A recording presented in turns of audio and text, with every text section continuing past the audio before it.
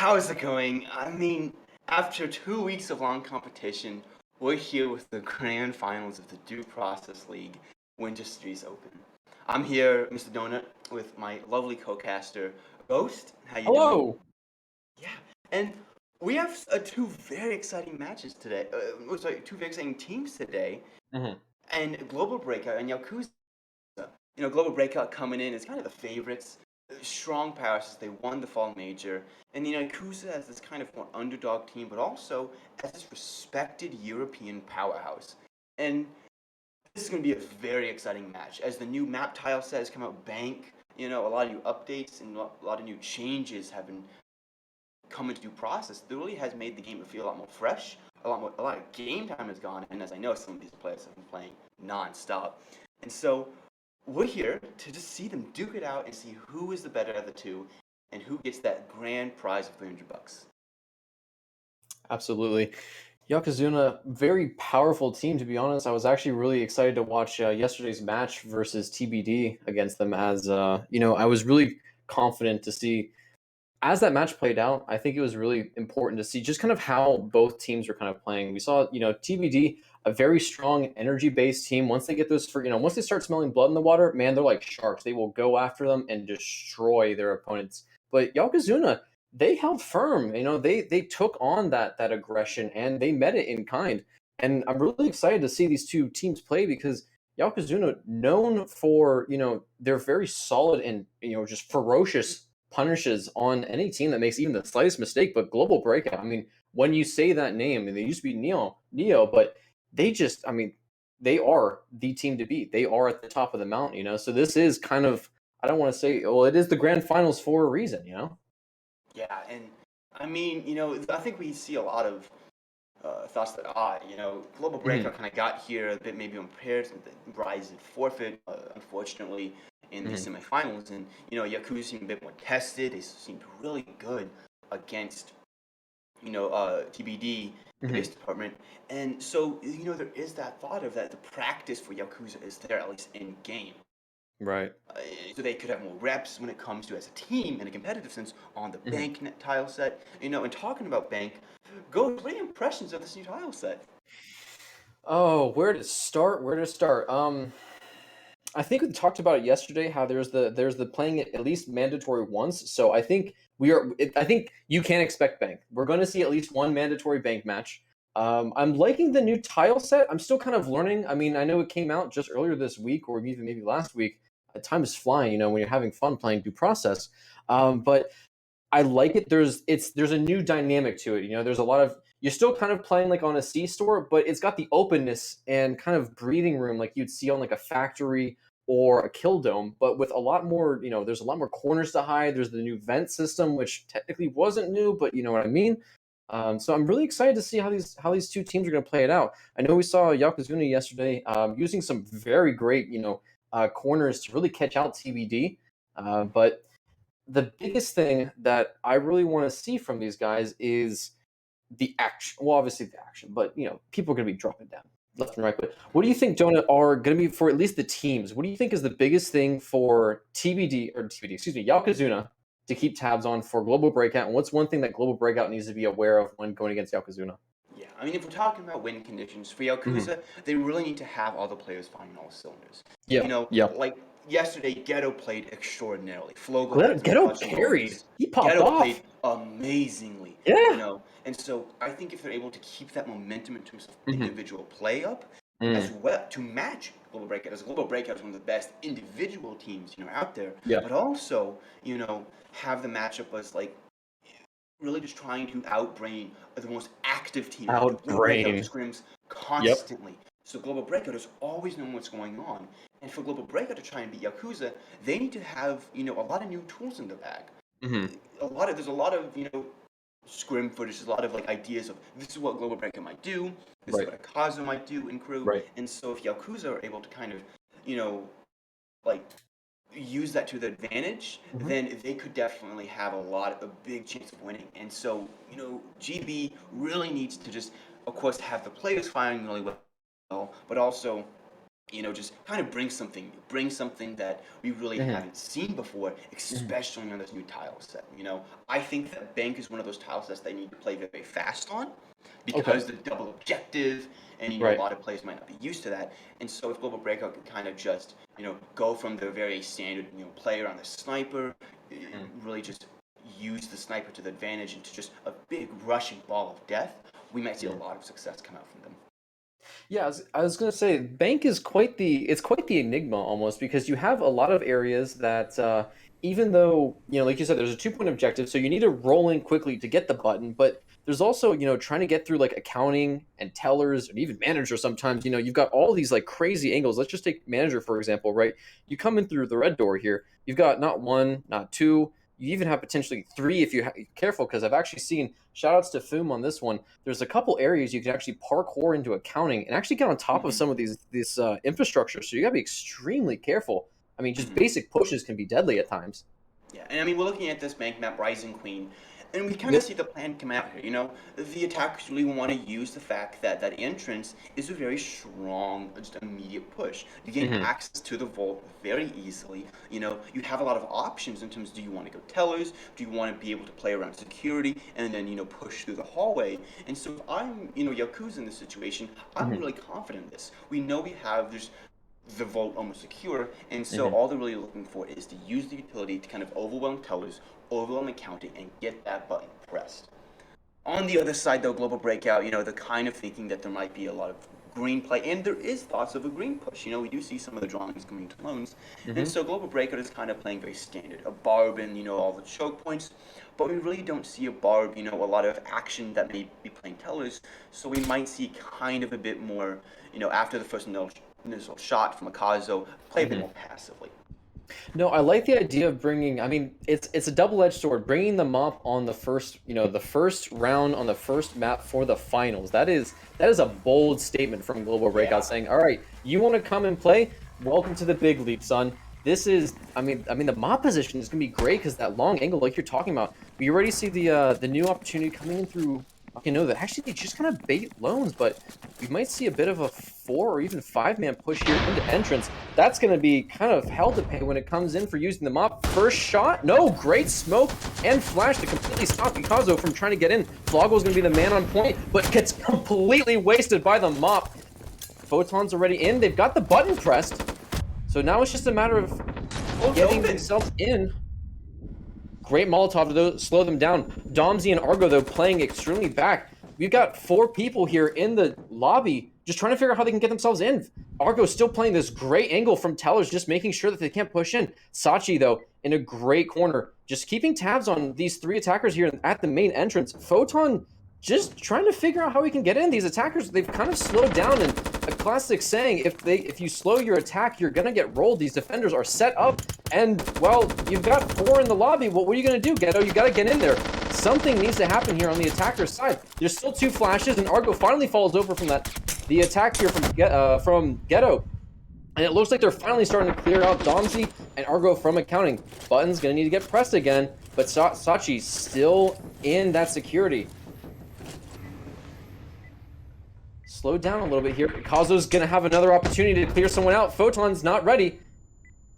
Looks like they've managed to restabilize. 30 seconds left here on the clock. Sachi with a really rough Molotov is going to try and get himself into the main lobby. Completely dies for trouble. Kazu gets his first shot. Now it's all on Colin to try and keep Kazu alive with the reload. Photon's just going to rush him. Doesn't have enough time. No, there's still 18 seconds left. Kazu's juking and dragging. He's going to finally fall down, but Colin keeps the game alive for Global Breakout and does manage to recover the mop. Yeah, That I was think oof. that was incredible. I think we really saw a really smart play coming out of GB. Great defense from Being GB, able yeah. to kind of just create a crossfire that isn't there. Opening Mhm. the vault and already having button access means that they can shoot from the little metal detector that is in security. They can Mhm. use the mob to their advantage, and so they do a very risky play in the sense that if Yakuza just are fast, and they Mhm. get access to Volt, that's tough. But they were confident in their hold. They were confident in the fact that they have this crossfire, and they're able to win the round off that. Yakuza just played a bit too slow. They weren't as fast, and opinion, I They think stalled once out they in saw that lobby, vault door yeah. open, yeah, once they saw that vault door open, they should have threw that nade to destroy the bomb and run in. Who cares if you get like have someone shoot behind shoot behind, cover you, Hmm. just run in and secure that bomb because it's already active. And coming into the C Right. store, we need to see that speed come out of Yakuza. This C store of Ember Lance is very long. Yakuza still have access to the wall charge, but if they do decide to wall charge, they will be risking that clock. And we do see a pause come out, so there could be some issues regarding internet. Okay, I was gonna say, well, let's kind of spend a little bit of time kind of going over that previous map because I think there's a lot that you can just see from the initial match. I think Global Breakout again wanted to make a statement with that map, but they almost lost it. Yakuza came in, they were a bit shaky trying to figure out how they wanted to kind of work their way through lobby, but once Geta was able to make that initial pick on Argo in accounting, and it kind of allowed them to kind of channel their way through, then it seemed like Yakuza was able to get some movement, but they kind of froze up there in lobby. They didn't really know what to do. Yeah, and I mean, that kind of makes sense. You really after the first initial pick, you're kind of deciding, all right, now what's the plan here, and so it could be a bit of miscommunication. And I mean, we're looking at this from the side of, all right, you are the underdogs if you're on the side of Yakuza. There is a lot of What? thought. Yeah, I mean, What? the Yakuza are the underdogs. Global Breakout have been Mhm. showing very strong throughout the Fall Major. They've shown very strong throughout at least Rivals of Season 3, Mhm. Scrims, and throughout this tournament. And so Yakuza, while playing very well and while has a lot of chance to Mhm. win, they are the underdogs, and that could kind of affect them some of the players who haven't played at the highest level. Very And true. I Very mean, true. so I think Yakuza really need to kind of just play fast, play Mhm. hard, and play to their strengths, which Mhm. they have many. Well, let's switch back here to C Store. Again, we're on Ember's Lands. The timer has resumed. We've got 30 seconds left before the setup. It looks like there's a lot of discussion going on between both teams about this office here. What do you think about this office push instead of potentially storage? Storage definitely is like it allows you access to fridges very easily and allows Hmm. you access to shed. But it's one of those rooms that it's very chokeholdy. Hmm. Once you get in, it's very easy for the defending. Oh, they're in storage. Office, on the other hand, you gain a lot of access to freezer, which is a vital point to the map, and you can just kind of just take these fights in the bottom of storefront, which as well as a pretty central point if they decide not to blow the storefront. Hmm. But Yakuza, they have the breach ready. They seem to be ready, and so Yakuza are going to definitely need to play fast, but Hmm. gain access to Freezer. Freezer and Tellers having that crossfire onto bomb is vital, and if they're not able to just completely shut down those two parts of the map and gain Hmm. control of them, then we could see some issues coming out of the side of the attackers. GB, I like the plan. Set up the mop in the back line if they need to. Have barbs on the choke points, and then Right, just right. play some close range contact to process. Play around barbs. If there's an explosion, throw that Hmm. Molotov and just like double peek if you need to. But other than that, let them come to you. Soften them with that Mm. mop and the mollies, and just like play stand. So I like how this happens. Well, based off the utility we see here from the attacking team Yakuza, it looks like they are going to be going for a wall charge. I don't see any breaches in any of the inventory, so it's going to be. I think we might see a bit of a split here with one guy going for this green, and then the rest of them just pushing in for interesting flash. Try to maybe ward off or maybe even bait some of the defending team here. But look at this! Look at this defense here. 3 players sitting near and around office. They're definitely expecting this breach. There's the wall charge. Defenders are all set up. No Molotovs have been thrown, but Floggle just putting rounds through this window here to try and bait out Colin. No damage surprisingly taken. And Floggle's in, trying to get some angles here, but Sachi with a great defense. Gonna need to see some smoke, gonna need some flash here to get these guys in. Photon's gonna be our entry point. No, it's gonna be Ghetto. Floggle, though, clears out Bathroom. That's gonna force Domsy in, but they're not gonna be able to protect because of the double smoke. Great decision making here from the Yakuza team, but these smokes aren't protecting them from the guys that are closer. Photon runs in to try and pick off maybe Argo and Sachi. Not gonna get anything. Tiger Man, though, in extreme danger from Fridges as Domsy cleans him out too. And again, this defense, it's almost like Yakuza were ready to try and push in for offices, but now Global Breakout with the mop, with Argo on barbs, and Domsy from downtown in the Fridges. I don't think that this push worked. Yeah, I mean, this push, definitely is something, and we do see some action storage, but it's a tough ask. Domzi clears out Flog as well. All that's left now, got one Yokozuna player, Clacker and Saber here on him. So I think he's going to just try and keep it super safe. Maybe get one or two greedy picks as long as Kazo doesn't try and, 1v1 him with the mop. And it looks like it's going to be a save, which, what do you think about saving, in I this mean, situation? I think it's the in this best move. Yeah? situation, yeah, it's the best. You want to keep the power weapon. You want to keep Mhm. access to the clacker. And the second, you can't do that, Mhm. like you force into a really pretty bad situation in the third round. And if you already are in a pretty bad situation now, losing two Right. games in a row, and so you want to kind of have the access to see if you can go at least get one round in the quarter. Mhm. But I mean, if we talk about this defense, it was really smart. That There was was solid. They support were in expecting bathroom, it. yeah. And so as the bathrooms push, there is one in bathrooms, trades go out, and so Mhm. like, oh, there's only one person in bathrooms. After that, you can just push out. But there Mhm. is support. Sachi was able to see the bathroom door from Freezer, and so Freezer, being Mhm. a vital point in the map, both was able to shut down the storefront breach, shut down the green push, and Mhm. shut down Office. So just being able to use Freezer to its fullest advantage and be able to, pick off all points of the map really allowed Global Breakout to do whatever they wanted to in that Mhm. situation. And it's just like you said, keeping control over that office and fridges was so vital for Global Breakout's defensive scheme because as soon as that wall charge went off, you saw Argo actually went to the other side of the barbed wire to use it defensively against, to protect himself from the aggression, and it worked out very well. But here we are, it's Kill House, Forest Trident. We got a pillbox, so let's Pillbox. talk about that. I love pillboxes. They may not be the best map like room in the Mhm. game. I have a soft spot for them. I adore pillboxes. And so, looking at the map, Mhm. I of course am gonna say, all right, put like two defenders in the pillbox, you'll be fine. But in all actuality, this Mhm. locker's play looks very smart.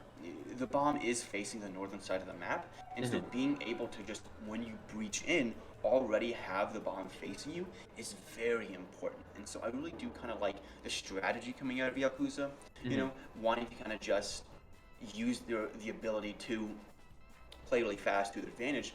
But like GB are just on another level. They have that Yeah. planned out, and you saw the fact that they have a barb on the locker side of the door, Mhm. and so they know that if they're close to that door at all, wall banks come out and really abuse the Yakuza kind of just standing there. If that happens, Kill House is a wall bang map. Kill House Right. is a map where you need to have a lot of intuition on where your opponents might be. Information is key, Mhm. as basically all the walls are paper. And so, with that happening, I really I do learned like that the what hard way. is. Yes. Oh yeah, I really do like what is coming out from the breakout. Kind of Mhm. realizing that club's not a great play, so it's because like pillbox is super easy just to defend club from, and so Right. just Right. setting up for this lockers play, they just immediately guessed that the lockers as you see from the drawings, and so Mhm. Akazo and Sachi are already set up and ready. Calling, Mhm. playing kitchen if they need it, and then Dom's and Argo, just being insurance. So GB looking very strong here, especially with all the weapons that they have at their disposal. Absolutely, and it looks like it is going to be a Lockers push. And before this kind of kicks off, this is the one thing that I was going to critique Yokozuna is they're going to be aggressive, and we'll talk about that in a second here. But 4 men in, and nobody falls over. A lot of damage taken on both sides, but no one has died. Photon in a bit of an odd spot. Sachi ready to maybe get the guy on the other side of the green door. 5 in, and now it's just going to be a matter of trying to clear this barbed wire. Domzi gets Ghetto from downtown again with these wall bangs, as you had mentioned. It's just paper mache between these two teams. The only difference is they just can't see each other, so half the time it's a guessing game. Grenade's gonna clear out the barbed wire. Now, do they have any other additional utility? Yes, we've got at least 2 more flashes and some smokes to work with. Saber's still up here on Shinawa. Another great Molotov, though. Oh my goodness, these are so good to just slow down this aggression here. Minute and 15 left here on the clock.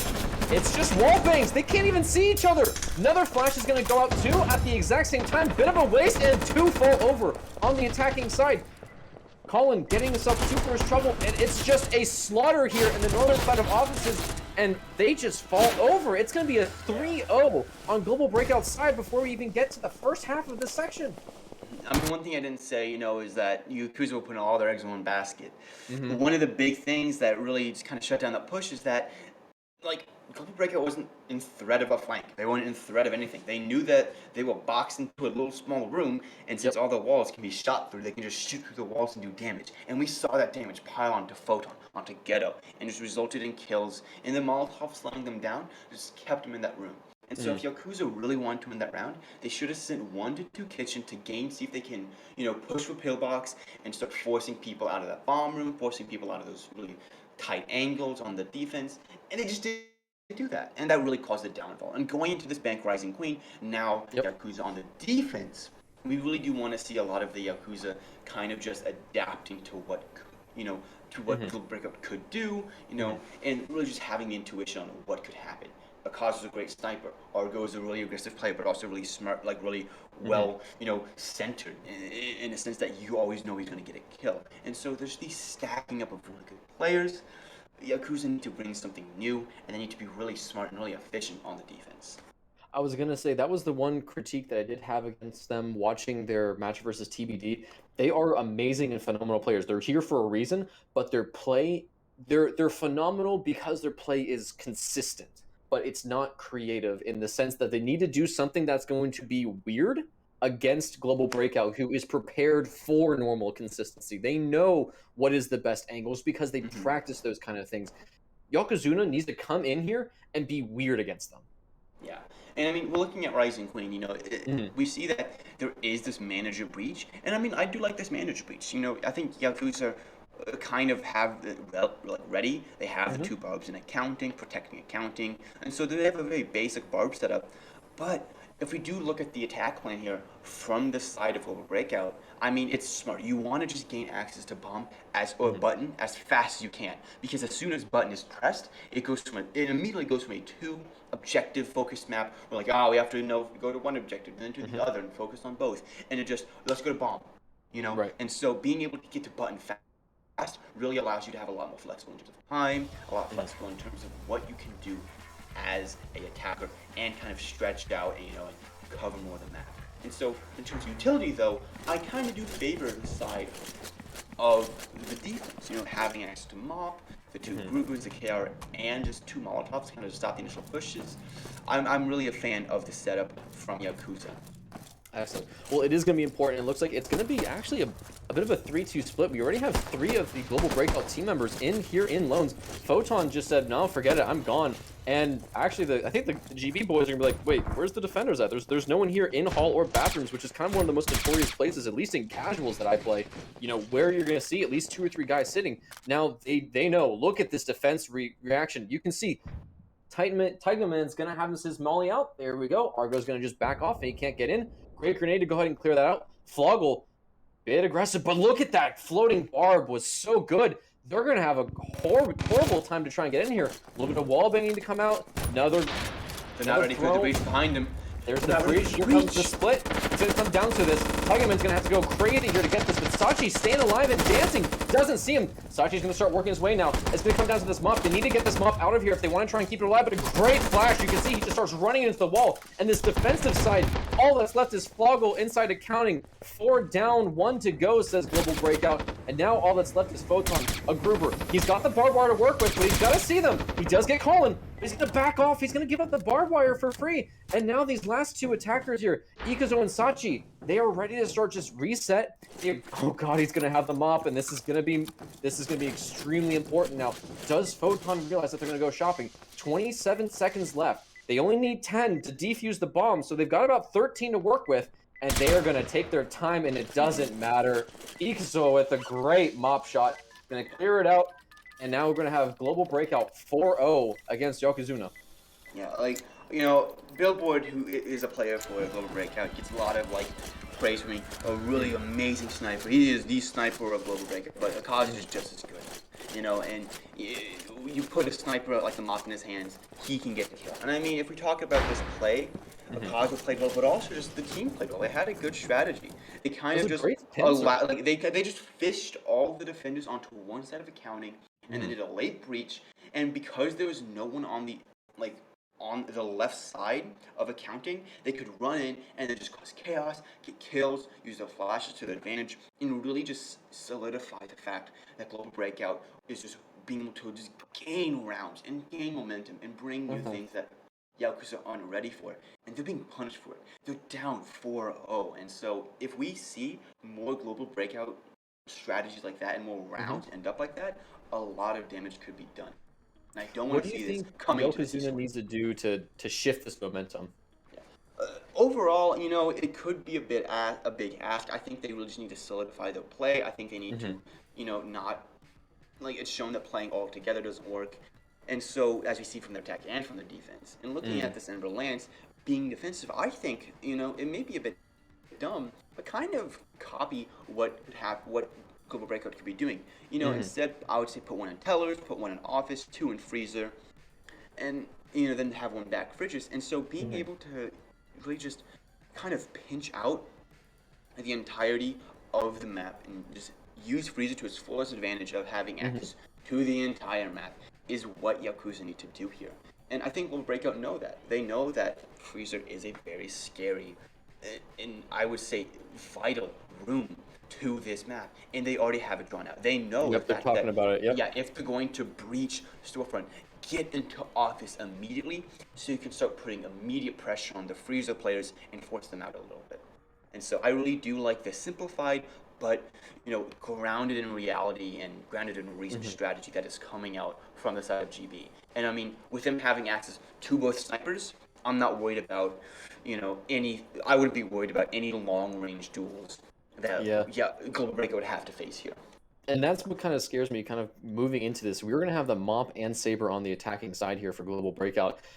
That's going to be crucial to make sure that Yokozuna don't take those long range. It has to be close and scrappy. They need to have someone that's always ready to go for the refrag, because if not, bam, there goes the Saber shot, there goes the Mop shot, and now it's all tied up again. And, even though you might have had a great initial engagement, well, now you lost it because of the trade. Couple wall bangs come out from Colin, just maybe bait Floggle in. He's ready with the Mob from the Molly from the looks of it. Wall charge goes out as expected. Bit of a whiff on the Molly, but it is going to, well, it's not really going to hold a whole lot here. Not a lot of utility thrown just yet. I like having Ghetto in the Tellers, as you mentioned. Now he's going to be able to see, okay, there's Argo. There's at least one on Storefront here. You can probably see 2 or 3 more. Floggle prepped with another Molly. Gonna just hold it, though. They're just waiting to see when Global Breakout plans to just kind of commit for this. I do like the one defender in Fridges, just kind of sneaking along line. It's like great Molotov. That pushed them immediately out of there. EK does manage to find the guy in Fridges, but that was a great Molotov just to hold him off just a little bit longer. Out of utility to try and push, and here comes the Barb Rush. Sachi's going to try and find Flock, and he does. Colin and Sachi now going to try and refract, or try and go for the second on Photon.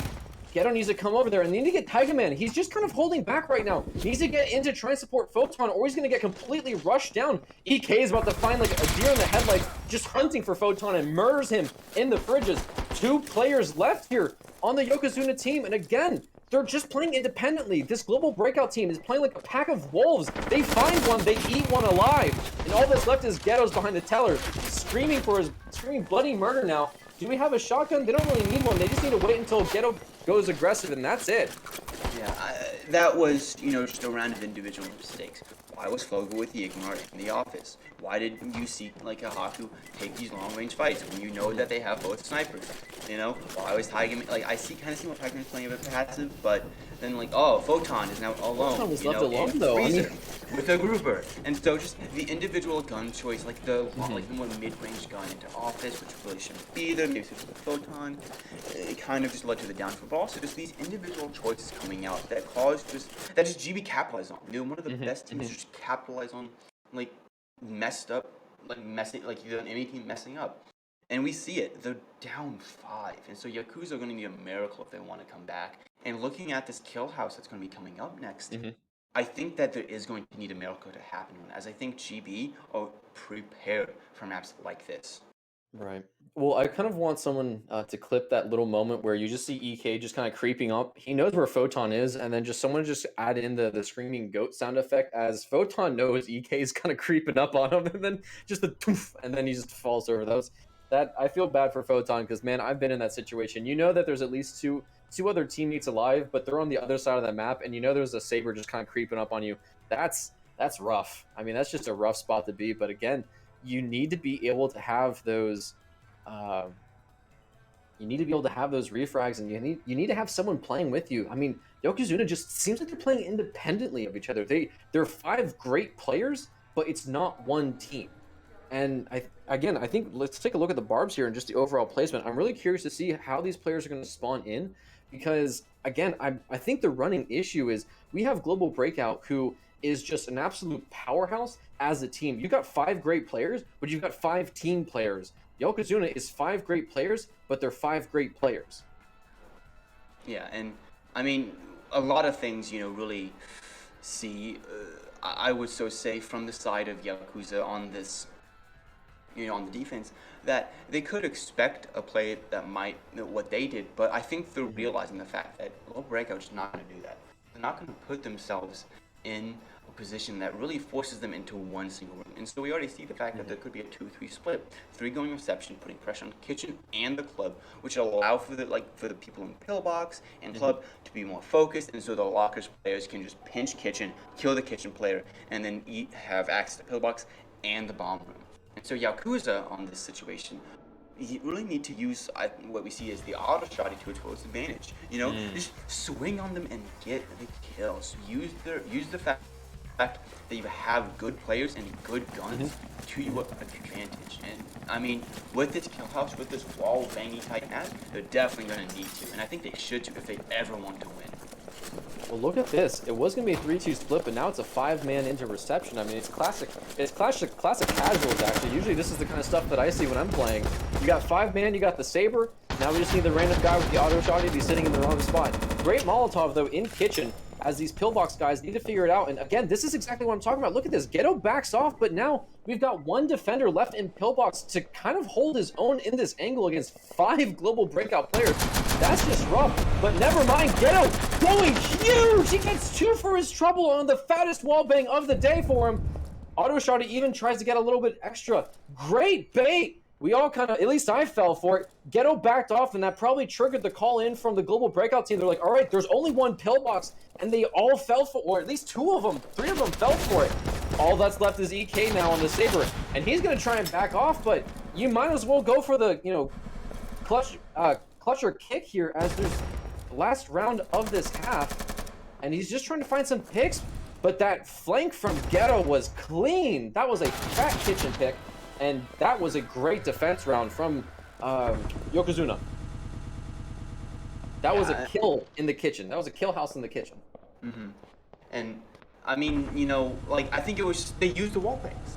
Like they ran in and so we only have to worry about pillbox. No, you have to worry about all the other adjacent rooms. And they were punished from all the other adjacent rooms. All the other adjacent rooms. And so you really just see the fact that this is kind of the kill house is kind of evolved into, if the kill house is not a breezeway, it's kind of defender heavy. As they can just shoot into those through the walls into the chokeholds and choke points and really just punish the attackers. And I mean, we saw that happen, and I think that's what Yakuza need. They just need to use the map to their advantage. They need to use the guns to their advantage, and they just it's really tough ask when you're facing a really good team will Breakout, and I mean going on this bank of whole jackal hole. Jackal hole. Not a word. You got 2 nouns. Yeah. We really are going to see, I think, the attack be a lot more focused on the fact that this hallway and that these vents are very strong. So I do want to see how the Breakout are going to approach this map, which might come from a hall, green split. Entrance. That's interesting. A double charge. I was gonna say, as you mentioned, Button is kind of in between 2 huge, just absolute mungo vents here to allow them to, clean into manager, go through accounting, hit a button, and then, it's a hop, skipping away through the vents towards the vault. But we'll have to see what Global Breakout plans to do, because if you recall on the first match, they did the exact same thing. They went through the front door and then just kind of bullied their way into vault. But again, hopefully Yokozuna realizes this is a great map to try and get some really cheesy and ratty angles on your opponents. Yeah, and I mean, we're looking now at this from the side of the defense. Hmm. I think they have a really solid defense. They're using this bathroom wall bang, which we see kind of pointed out, very strong, and I really do like it from Flogel. Having this bar, really just playing around the button, playing just very centered, solid. So if they do get Hmm. button, we can like go into vault easily. They're probably going to have two players, ready for this vault. If button does get pressed, so they can just Hmm. hold it. And so Yakuza has this really fluid defense, which I kind of like. You know? No, absolutely. I mean, on a two objective map, you can always just defend the button. And then the big thing about this is accounting is free. There's no like they don't have to work their way through tellers into security. It's just a matter of okay, you got button. All right, we're gonna just back off and work our way into vault. But double breach. Hello, is this TBD? We've got two breaches here from the global breakout team, so they're gonna be left with just the wall charge, one smoke to clear out the man not in lobby, and now Photon in a bit of a bind. He again odd man out here. Photon, do they know he's there? He's playing. Okay, EK is probably gonna see him, but they're really focused on the guy. Photon's gonna jump. He's gonna get caught immediately by Sachi. But it looks like the global breakout team's really concerned about the guys in accounting, rightly so. All the rest of them are just kind of prepped up and ready to go, and they're great barb placement. But now it's just going to come down to these trades. Ghetto needs to support his man Floggle in the bathroom. Again, like you mentioned, those wall bangs are going to be huge. But he's just going to throw a Molotov in and burn the man alive. Oh, no, hang on, Floggle. He's good? Yeah, oh, no, now he's starting to burn a little bit. But he's staying alive in the bathroom. Corner. Defusing. Button's They got the open. button. It doesn't matter. As long as you hit the button and defuse the bomb, none of it matters. Ghetto, the last man alive. That was a great rush, and oh, okay, I was about to say, are they gonna go shopping on it? Looks like they're gonna try and get the last man out. Ghetto does fall, and they're gonna start chopping on him. Yeah, I mean, like Yakuza really did have this. I would say they had this very fluid defense, and they did have it. Mhm. But then you had Photon by himself Yep. in security, Yep. and so it's like, all right, you're playing now a 4v5, Yep. and playing a 4v5 against a team this good is basically asking to lose. Yep. And so, this is one of those things that like. If I'm from the side of Yakuza, Mhm. I'm just like, wait, what? Why is someone there? Oh no, he's dead. Oh no, what's now? And everything falls apart. Right, Because right. now Flogel is by himself in button room, and you can't now push through this bar that you placed into defend Volt, and so they can just gain access to Mhm. the entire to bomb for easy. And we Well, saw that. they There were gave still up the Yakuza front players door. alive. Mhm. There were still like two Yakuza players alive as they were defusing the bomb. And so global breakout really just was able to just completely just put on the pressure, Mhm. gain advantage of the fact that there's a player alone, now two players alone, and then just use the man advantage and win. And going on to this other bank of Westwood Orion, if we see the same thing, that's over because this is match point. It's a bank. Another. Well, it's not a feature. It's not a bug. It's a feature when you get even more bank, right?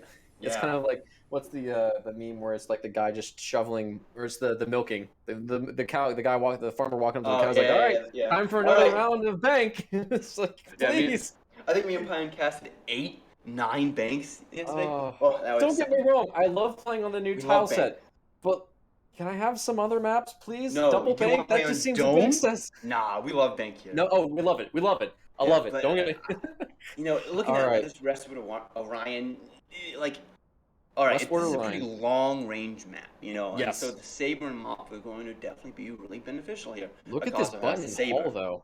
And so, and if I'm GB, I'm just like, Yeah. all right, Speed cool, run? let's breach entrance. Mm. They know for a fact that they can just at this point just hit their shots like Hmm. better, and so they are not worried about the fact that we could be hit from towers, we could be hit from accounting. It's like no, Hmm. we have a Kazo on the sniper. Who cares? But like there could be they have the mob. Okay, they're just ready. They're confident, and I love to Hmm. see this from teams that they're just confident just to take these fast, easy entrances, Hmm. and outgun their opponents. And this is what GB has been doing, I think, for most of this game. And so Yakuza need to I think they need to just play kind of very central here.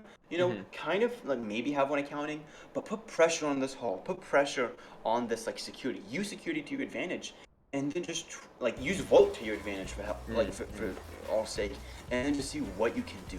Because what's happening right now with Yakuza's plans are not working, and it's Yeah. punishing them and punishing them and punishing them.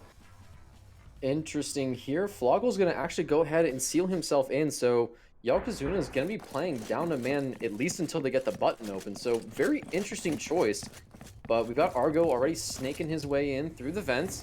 It looks like the Global Breakout is going to be setting up for a wall charge on entrance to at least get the initial pick. Domsy going to start working his way through as well, and instantly, Haku didn't even have a chance to turn around before Ikuzo was ready to just clean him out of accounting. And here we go again. We've got Taigaman by himself. We've got Ghetto and Photon trying to hold the button, and Floggle's kind of trapped in the vault. He's not allowed to play, at least until they get the button open. And then at that point, I hate to say it's going to be a 5v1, but he's going to be by himself. Photon's going to try and charge call and gets him, but EK does get the refrag. Again, Ghetto's not there to try and refrag on EK. We're talking about this. We've got 5 players that are great. He's playing in smoke. They do blind fire him. Taiga Man gonna get himself safe.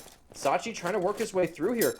It is a 3-on-3. Well, technically a 3-on-2. Ghetto's gotta go big, but Ghetto doesn't get what he needs as EK picks up another one. Sachi's gonna get the button open, and now Floggle's gonna start working his way through, and Floggle, the man sitting and waiting for the entire match, falls and dies, and now it's Domsy to defuse. Over. And Taiga Man's the last man left, and he's on the wrong side of the map. 80%, 90%, and that's it. 7-1. Global Breakout take the first match. GG. First match in a dominating fashion. Dominating, yeah. I mean, I think we just have to look at that map, kind of see how it was, we saw some flashes of, really good play from Yakuza, but just GB just chokeholding, punishing the small mistakes that could possibly happen. And, I mean, we're looking now at this from the side of Yakuza. It's like, we just got beat 7-1. What is going on? Tough. And so they really just need to, in my opinion, kind of just forget about this match. Yep. Like, they need to go into the think tank and say, this match did not happen. We need to fix on our mistakes. Let's peak together. Let's not have one person, let's not put Photon in a room by himself. And so this really, really matters if I'm Yakuza to just recenter, forget about it, and focus on, we have these few things that we can do to fix it, and then we can just constantly, put pressure on GB and see more rounds like that round that they've won. And if I'm GB, keep it up. Play confidently. Get those kills. I don't want to see nothing change. Just get it. Yeah, just get it. And so if I'm GB, I'm going into this next game confident, hot as a kettle. If I'm more like Yakuza, there's a lot of things I need to think about, but also there's a lot of things I need to forget. And I think we'll see this in the next game, as we take a short break, and a lot's going to be happening. There's so much to dissect. I mean, just from that one match alone. I mean, just the fact that we had, it's not even a case of we expect Global Breakout to play right, but I think a lot of people are hoping for Yaokuza to really pull out something, hot and get it. Yeah, and we'll definitely see that hopefully soon. Yep. Coming in game 2, but we'll take a quick break. We'll see what's going on next. Get some popcorn, go to the restroom, get some water. I know I'm going to. We'll see you just there.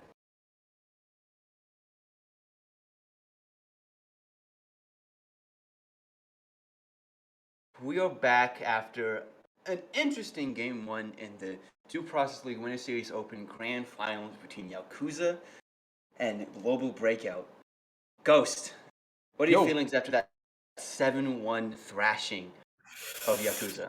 Yeah, I think when you were trying to find a word to sum up the match last, and we both came to word just dominated, I think that pretty much sums up how a lot of the players are feeling, how we are feeling, and I think how a lot of the audience is feeling. It's Yaokuza needs to find something to bring it. They need to find something to get themselves to the table. Right now, Global Breakout, it's just another ranked match to them. They're just kind of doing what they need to do to just get in, get the points, get the W, get the money, walk out, and just kind of salute and say, see you later, guys. See you for the next one. Thanks for the cash. Yaokuza needs to find something to bring to the table. Whether that's they need to act a little bit weirder, they need to do something that, on paper isn't the best move, but because it's not, the best move, it kind of throws Global Breakout off their game, and then it brings them, gets them to the table. But 7-1, I mean, come on, guys. That's a disparity. Yeah, and I mean, we're really looking at this from the side of, if we're looking at this from the audience's side, all right, there is this mindset of, Yakuza have a lot to go up against. They looked really kind of bad. What can they do? And there is something that they can do. They can, I think, play a more centered defense, play a defense that really isn't immediately leaving one person by themselves, Hmm. and then cut down those individual mistakes. Hmm. Once they're able to cut down those individual mistakes and they can be more on par with Global Mm. Breakout, I think Yakuza, and especially the players on Yakuza, can, put up a lot more of a fight. And I mean, Hmm. coming Hmm. into now the map as we're loading in, this bank, another one. Oh Dream boy. Lance. I really do like this bank. I think it's very interesting. I Mhm. think if I was the attacking side, I would favor an entrance breach really easily. Mhm. Because looking at this from the side without the context of both teams, the Mhm. entrance is very easily. You smoke off the hall. You get the button, and then you can kind of fight your way through security and manage it. Mhm. But now knowing the fact that the defending team is Global Breakout, Akazu is a really good sniper. Yeah. Also the fact that everyone on that team knows what to do and how to shoot, and they communicate really well. Yeah. And so we might see from the Yeah. side, maybe we Yeah. kind of just want to, push like this green push isn't all that bad, but it's long and it's arduous, and so we're probably Yeah. just going to see an accounting red breach, gain access to tellers, which is very strong, and then fight your way through lobby, and you will basically already have a pseudo vault control if that happens. Absolutely. And So well, go yeah, ahead. Go ahead. I'm looking at this, very interested in see what's the outcome, as this Mhm. first round is vital to both teams.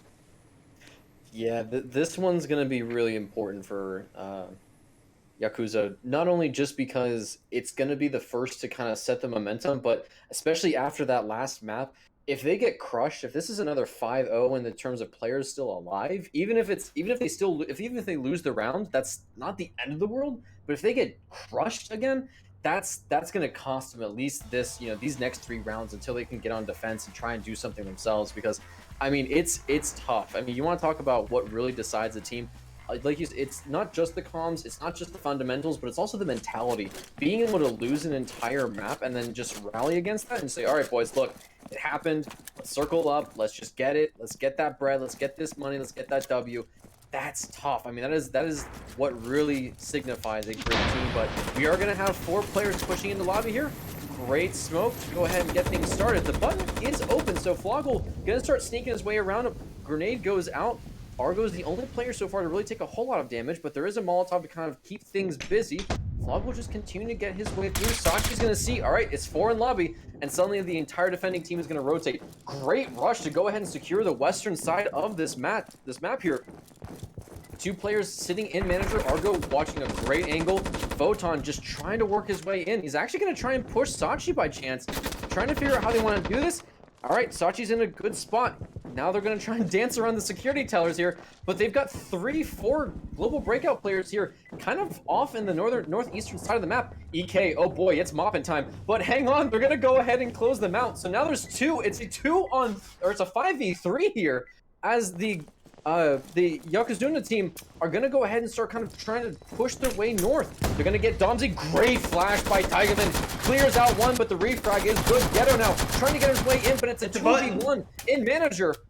And where's the rest of the team? They're just sitting in lobby. Guys, you need to get north. You need to make something happen. 34 left on the clock. You need about 24 seconds to get the vault open, to clear vault, and then start to defuse. And the immediate mop from EK is just fire today on the global breakout side. And now they're going to do it again. Okay, there's a Molotov. Let me just go ahead and get through the security doors.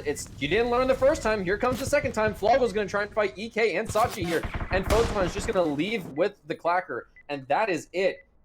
I wouldn't say it was a stomping, but Photon's the last man alive with the clacker, and it's going to be 0-1 in Global Breakout's favor. Yeah, I mean, I loved the entrance. I loved how that was able to That was happen. great They momentum, yeah. cleared out the entire west side of the map, and so they could just focus on the east side. And then they had issues with Sachi stalling and security, and then they had issues with the door, and so it was just communication issues. It was just like waiting around, and that time tick tick tick tick tick tick tick tick Yep. until the fact that they were just punished, so they didn't have enough time, so they had to freak out and 2 of them die, and so now you're down 3. Now you're down 2 players against Hmm. like an amazing team that is Global Breakout, Hmm. and we're really just now asking from the side of like Yakuza that you really need to tighten that up. This giant Yeah. mistake, swinging now momentum into the side of like an already very hyped like global breakout team Hmm. is needed. If Dangerous. it's dangerous, but It's coming dangerous. coming to this storefront map, Moist Caesar, I'm gonna Ugh. be with you. I am a big fan of what could happen. Okay. So this is my pet plan. This is my pet plan. Talk to me. This plan Talk. is Yeah. Talk about it. probably Talk to awful. him about I it, completely Donut. like this plan is yeah. So Hmm. basically, Hmm. you wall charge tellers, or like not teller, you wall charge that little fence between tellers and freezer, and you Hmm. just bum rush tellers, and you hit button, and then you immediately have access to the bomb. That is like my Okay. dream plan. It might not work because you would get Yeah. shredded through freezer. You would get Molotov. Yeah. like shredded through the rest of the map where the defenders are sitting. Hmm. Hmm. But like it's one of those things that it's a bit. I would Big risk, say big gamble, but big big risk. rewards if it It's not gonna works. happen. It's not gonna happen. Yakuza can be a pretty standard, like Hmm. like blow storefront, run that bomb, it Hmm. make sure teller and freezer are placed so they don't get absolutely like gunned down. And this makes Hmm. sense. We already see the fact that like Global Breakout are preparing for this. They have the barb in arcade, if in case there's a green door push and that choke point. They have the two storefront barbs, and then they're just ready. This is Yep. just a standard setup. Like if they decide to go storefront, we got them. If they decide to go arcade, we got them. And Hmm. so it's the confidence oozing, just the ability and just the smartness like coming off the side of the defending team is just oozing out, and you can Hmm. see it just on their plans. And I'm really enjoying just the solid gameplay that's coming out from Global Breakout and how Yakuza really need to kind of evolve. Absolutely. Well, here we go. So we do see at least, I believe it is going to be a 4-1, just based off the drawings that we're clearly seeing. Sachi and Floggle just kind of saying hi to each other. I mean, it's important to say hi to your neighbors. Don't try and shoot them. Wall charge does go out. Double barbed wire is going to kind of hold them, but that's kind of fine because I believe that we're just going to see the Saber just doing its job, trying to get some picks here. Key thing to note, we have no mop on this map here, so it's going to just be a couple Legros to try and hold back the Saber aggression. Grenade's going to clear out that initial arcade bomb, or barb, excuse me. Domsy's going to have great line of sight. Great double flash. That was clean just to get themselves into the rest of arcade. Sachi gets destroyed by Floggle, though. Hello, Floggle from... Oh, okay, Saber, let's get it. EK falls over as well. And just like that, we have Yokozuna just waking up here on C-Store. 2 players left from Global Breakout. There's blood everywhere. Argo is trying to get away from Ghetto, who just runs him down and kills him.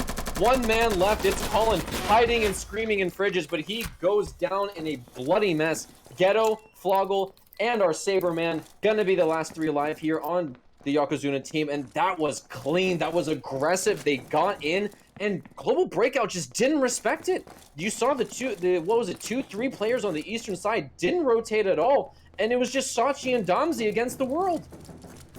I really do like how Yakuza approached that. They realized that there was this kind of like crack in the defense, and they abused it. They were able to take tellers, which is a very vital, like room in this map.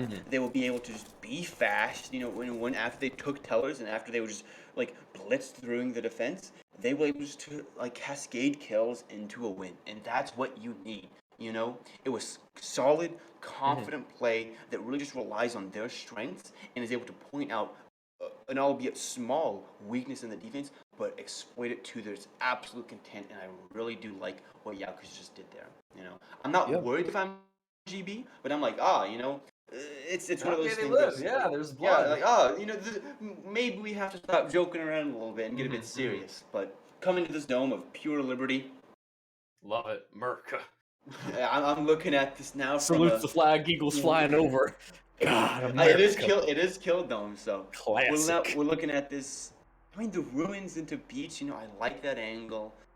The bomb is this. I feel like this is one of those maps Hmm. where like you really need to have a really perfect attack if you Hmm. want to like be able to have a chance against this global breakout defense. Hmm. I'm really confident in global breakout. But we see that there's this difference in plans. I like the pit push. Like That's a different way to Yakuza push. have this pit push that Hmm. while it's pretty open, it gains you access to power. You Hmm. still have Saber on your side, and using power to your advantage is what's it switches the scales in your favor. That's Yeah. desperately needed. And so being able to push from both beach and pit, so you can pinch out base, so you can gain access to power and shut down any mop or sniper like Hmm. shenanigans might happen, is very very strong in what's needed from this side.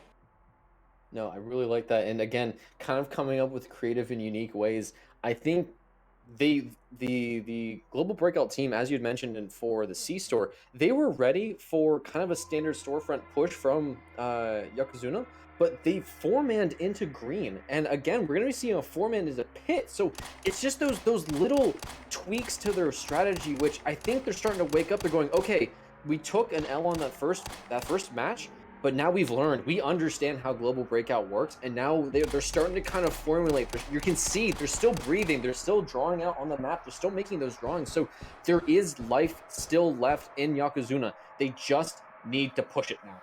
And you can Yep. see it already. We got the conga line going straight to pit. Sachi's going to be the key man here. Random shots. I like that Jones is clearing out the observation, but it's not going to be an observation. It's going to be a great flash. Sachi manages. No, he doesn't. Huge pick. That was great. Sachi managed to dance his way through, even though he was flashed into it. But now Argo, oh, this is going to be critical. They've got to be aware of this auto shotty here, sitting in the tightest of angles. Ghetto, AK misses his shot. What would be a No, normal shot for a man who spent thousands of hours in this game doesn't get it against Ghetto. Another miss. he hits his shot, Uncharacteristic. but it's not a headshot though. So He Geto is does. only at 15. Shots going out. Tigerman also takes a big one. Floggle gets Argo. Molotov. EK now starting to kind of come alive here with these kills. Photon's just running and gunning, and all that's left is EK, who burns to the Haku's Mully.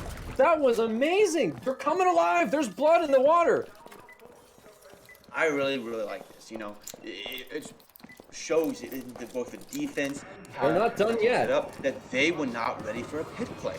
No. They did something that like just wasn't standard. They were able to hit power. They gained that advantage, and then also just getting those early picks. Argo not doing much with the auto shotty. Like Akaza not getting the Sachi was instant free. hit. Yeah, like Sachi was free, and then like Akaza not like getting his usual like expected 1 to 2 kills with the sniper, and so just that like cracking that you see from Global Breakout really allows Yakuza to kind of just gain that advantage, and also Yes. just gain that like momentum and hype. They're like, we got this, baby. Like, look at those past 2 They're rounds. leading. We can, Yes. like, we can definitely have a lot of, momentum coming into now playing defense, but you're playing defense against arguably one of the best attacking teams in the game, if not the best attacking team in the game.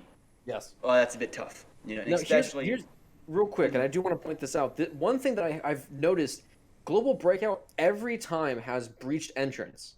Every bank so far in this series, and I apologize for interrupting. There's just one thing I want to point out because I really hope Yokozuna notices this, because you can look at the one guy who's sitting on the left side of entrance. It's always been a lobby push. Mhm. And I mean, like that makes sense. Lobby is primarily a very strong map. It either has access to Volt or Button, and so I think if like Yakuza, like really want to defend this, if there is this entrance breach, which they kind of agree, they're gonna have to do something a bit unexpected. I actually really like this kind of ratty entrance. Like you get probably a kill and some damage on one of the attackers, which allows you as a defending team to then be a lot more flexible. We're playing a 4v4 instead of a 5v5. One of them could be hurt, they could be a bit rattled, and so it allows you to have a lot more flexibility. And so if I'm now from the side of Global Breakout, these banks, they're new, and so a lot of teams can either do very predictable. It's either very predictable or extremely unpredictable. It's, Yes. and so Global Breakout found something that works, which is this entrance lobby breach, and I think Yakuza's starting to catch on to it a little bit. No, I like that. Again, Yakuza definitely paying attention. That again, I think they used that first match. It was tough. It was destruction and domination, but they learned. They were always learning and paying attention. So they're not done just yet. We do have EK with. Okay, no, he actually does switch from the Saber to the Black Tar. So already they're not willing to sacrifice what is considered the strongest weapon here in the attacker arsenal. So a complete reversal, as we had seen from the first match. I think Global Breakout's starting to respect this Yakuza lineup. Yeah. I mean, Yakuza really do, from this defense, look like they're poised. Right? And I mean, this breach goes out and the Molotov goes out, and something needs to go right for the side of Global Breakout. Looking at this is the defense of Yakuza looks set up and ready. Ghetto, Photon, Flogel. Ooh, I would be scared. Absolutely. We do have two in the vents, Domsey and Argo. They're ready for this push here, but are they aware? Colin does, okay, he does find Flogel, but Photon wasn't ready for the refrag. The smoke completely hides Ghetto. He's trying to play some 1v1s here, but it is a 3v1, so not the best. Tigerman now trying to get some great angles. A clean smoke into loans from Argo completely annihilates Tigerman, and all that is left is Photon, who dies immediately, and now it's Haku. One man against the world in the vault. They haven't hit the button just yet. It looks like they're going to actually take a couple seconds just to do some shopping. They got a whole minute to burn, frankly.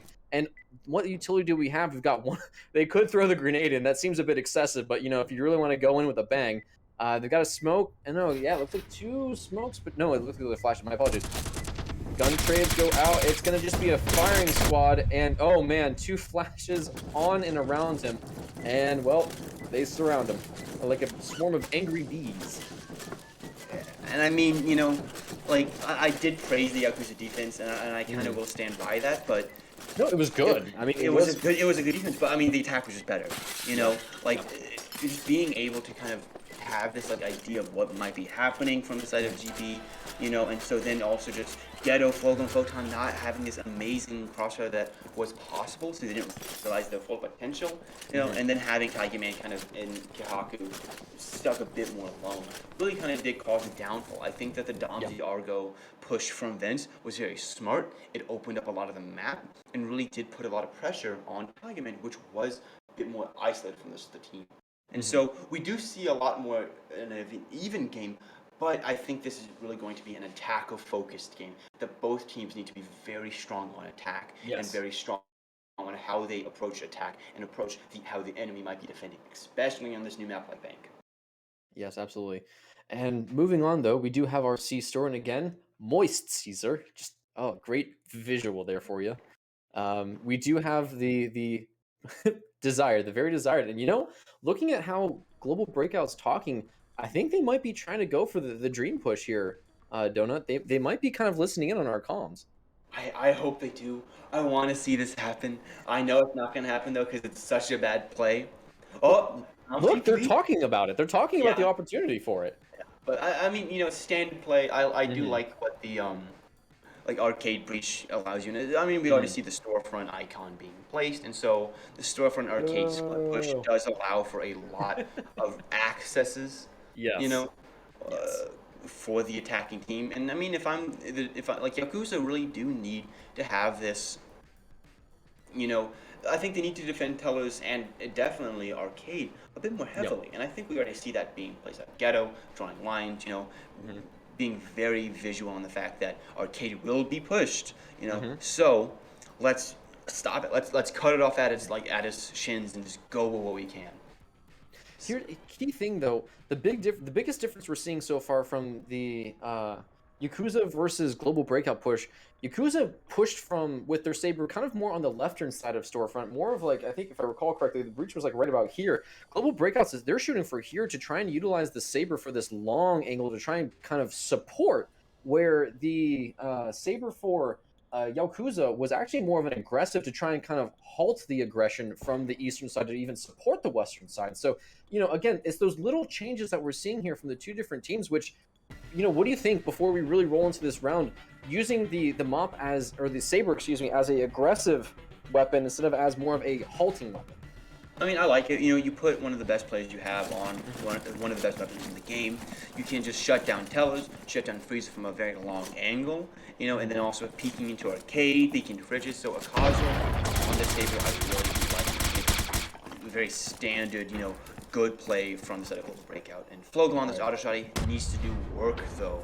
It's going to be crucial. It's a 3-2 split. 3 through Storefront, 2 through Arcade. Flashes go out. Floggle doesn't really eat too much, but now he's kind of out alone again. Photon was really there to try and support. Haku trying to slow down this Domsy push. Argo goes ready and completely annihilates him. So this western side now completely free reign. Haku still trying to hold it, but now we've got all five in here for the global breakout side. Ghetto gets a good initial pick on Argo, but here comes Colin just steaming in towards him. Oh, Haku does clear out Ramsey, so now this Telos is free game. He does still have the Molotov. It's a 2-on-3, make that a 3-on-1, as now Haku against the world again. Colin gonna go for the rotate. I don't know if he hears him just yet. Great leg roast to try and keep him off the bomb. They're gonna force him though. And he does fall over. He still had that Molotov to try and maybe throw it onto the bomb, but he's not gonna be able to. Yeah, I think we're seeing a very rough game from Photon here. Photon, you know, he threw the Molotov and Domsy pushed through it, and that should have been a really pretty simple kill for the defender, and he wasn't able to get it. So this could be Domsy playing very well, and he did. He got 2 kills that round. Yeah, really cleaning up the arcade hole. But, you know, we just kind of saw, and not to be too hard on the guys, it's been a bit tough, you know, for him playing these like visual spots, and Flogu not using the auto shot to its full advantage, so that was a bit tough. And so you already down 2 players. Now then you're down 3 because Tiger Man gets sniped out of existence. And so it's a very tough ask for this 2v5 to happen. And they're able to get some kills, which is very notable from them, especially Ghetto and Haku playing at such a high level. Yes. But you know, it really just kind of just cleans up the fact that if one part of your defense breaks, the entire defense breaks. Yeah, and absolutely. you can just allow the entirety of the attack to steamroll through and just gain access to the entire map, and then the bomb, and then the win. Yep. And I think that's kind of the key thing here is just, honestly, I think it's this really can be broken down into the synergy between Floggle and oh goodness, Photon. Every time we see the initial entry, it really hasn't been Haku, it really hasn't been Taigaman, it really hasn't been Ghetto that, you know, has usually been surrounded by the entry. It's either been Floggle or Photon. It's been one of those two that have always, you know, it's that synergy between those two to really stop that aggression from Global Breakout, because when they did, I mean, Global Breakout kind of just stumbled into where they needed to go, and then bam, you know, the rest of their team just came in and just dominated and destroyed them. But it's those initial kind of trades that they really need to kind of work on to kind of close out. But switching over, we're at Pure Liberty. God bless America. We've got ourselves a kill dome. We've got ourselves a really nice little kind of Tetris piece observation, and it looks like our global breakout team, instead of going for the pit push, as we had seen with the Yaokuza team, we're actually going to be seeing an ops push instead. I mean, you know, we already saw that the fact that Global Breakout was prepared to defend observation. And so we might see the fact that Global Breakout, you know, there's these 2 different approaches to the map. We see a lot of defense coming up from the pit. We see a lot of defense, and that's where Yakuza pushed, you know, and we saw a lot of defense in observation, and that's where Global Breakout was pushing. And so these 2 different approaches to the map, Yakuza being more about the pit, you know, easy access to base, jungle, as well as just, you know, getting the knights. Global Breakout is more just get that observation. You can now see almost the entire map, and boom, rush bomb. Let's go for it, baby. And I mean, let's go, baby. And I mean, I really do enjoy how the different approaches is happening. You still put a Kazo on the Saber, like Argo has the KRM, and so that's just asking for damage done. And so you have some really good weapons, some good utility on the side of like Global Breakout, and it is a bit lacking. Put Tigeman on the Legros, you know, there isn't really a lot of insane weapons besides the Igmars and the Mob coming out for the defense. So this is a bit weird, you know, if I'm the defense at least. Right. Well, it is a good barb defense. Haku is going to be it's going to be important. Ooh, okay, does keep himself safe from the grenade, but here comes Sachi just rolling in. It is 3 here in observation, 2 still waiting on beach to try and get in. Photon does jump down to try and get a rotate, and so does Haku, so they're going to actually completely give up this observation location. I don't know if they were able to clear out the visuals inside observation before they did, so the attacking team might actually have line of sight of all the different players. Mop gets shot, and it doesn't look like anyone was able to get hit, so it was a miss. Floggle does fall over to Domsy, and 2 different defenders falling over now. It is an assault round here from the attack, and goodness, there's dust flying everywhere. Photon, the last man alive, And oosh, bit of the retreat, if you will, from the Yaokuza team. Just as soon as they gave up obs, they didn't really know where to push. You had three different people just sitting underneath that stairs, like, all right, this is the best spot. And then here comes EK with the Saber saying, just set them up and knock them down. Yeah, that really was just an attack map from both sides. Both sides, like they introduced a strategy, they did that strategy well, and they were completely able to just capitalize off the enemy. So this is also tough, Like Yakuza were up 2-1 in the first quarter, and now they're down 4-2. So Global Breakout really kind of rallying back, showing how strong of an attack team they are, and punishing this really poor defense from the side of Yakuza. You know, so that if we look back on that Ob's play was very fast. It abused the fact that there was little defense, little readiness from the side of Yakuza, and they were able to just steamroll through. And I think we might see a continuation of that, of just steamrolling through, coming into this bank of flaming snow. That's a bit of a juxtaposition, flaming snow. Brain How does that hurting. work? Well, it is going to be I did manage to take a look, and just like we had with the first map, the second match is going to be a double bank into C-Store. So if you didn't get enough bank the first time, by God, we're going to have more of it on this one. So Yeah. talking about it, let's talk to it though, Donut. What are we seeing here as, what is Global Breakout's real strategy to get in, and then how can Yokozuna stop it? Yeah, Yakuza can stop it from the sense of, really playing not alone. Don't put Photon in a room by himself. Mm, Just play together, but also just like use these like long like you don't play long range. Akaza has been sniping you what the entire game, and you right. keep on doing it. I'm sorry, it's not working. And so like Global Breakout is probably just gonna do a pretty standard split push. One like breach through manager, breach through loans, choke out like the tellers, and so you're not too worried about the accounting crossfire, and then just gain access to it really easily. While the manager team is just trying to hit button. The manager has very easy sight to button, very easy sight to accounting, and that is their only goal is to hit button. While this loans side completely tries to squeeze out the defense that could be in hallway and tellers. And so, we already see Kahaku on the mob getting ready for if there is a loans push, as Hmm. these green entrances are very strong, Hmm. but with the little, I would say, difference from the side of man, like with only Tegaman on the button, we're probably going to see, Yakuza play more towards the vault and defending the bomb than defending the button. But with Ghetto Right, being right. backup, this could change a little bit. I'm very interested to see how Photon's going to do. He's in a very interesting rat spot to kind of almost catch anyone that tries to sneak in as Domsy's about to into loans. And he's good. He's good for the attack or the assault here. And you can see, oh, this man's about to find out what happens when you sit in a spot between three different attackers. As Domsy's going to open himself up. He's going to say hi. Photon's ready for him. Oh, this is just weird. Shots go out. Gun trade. Photon gets one, and he's going to try and get out with his life. Just isn't able to because of the barbed wire that one of the defenders had placed earlier. Smoke goes out to try and protect the next two pushing in. Great Molotov as we see the 2-2 now push in from Loans and Manager. And now our defending team is just trying to back off. These barbed wires are just killing the defending team. I think Taiga also kind of tried to escape, but he ate some barb on his way out.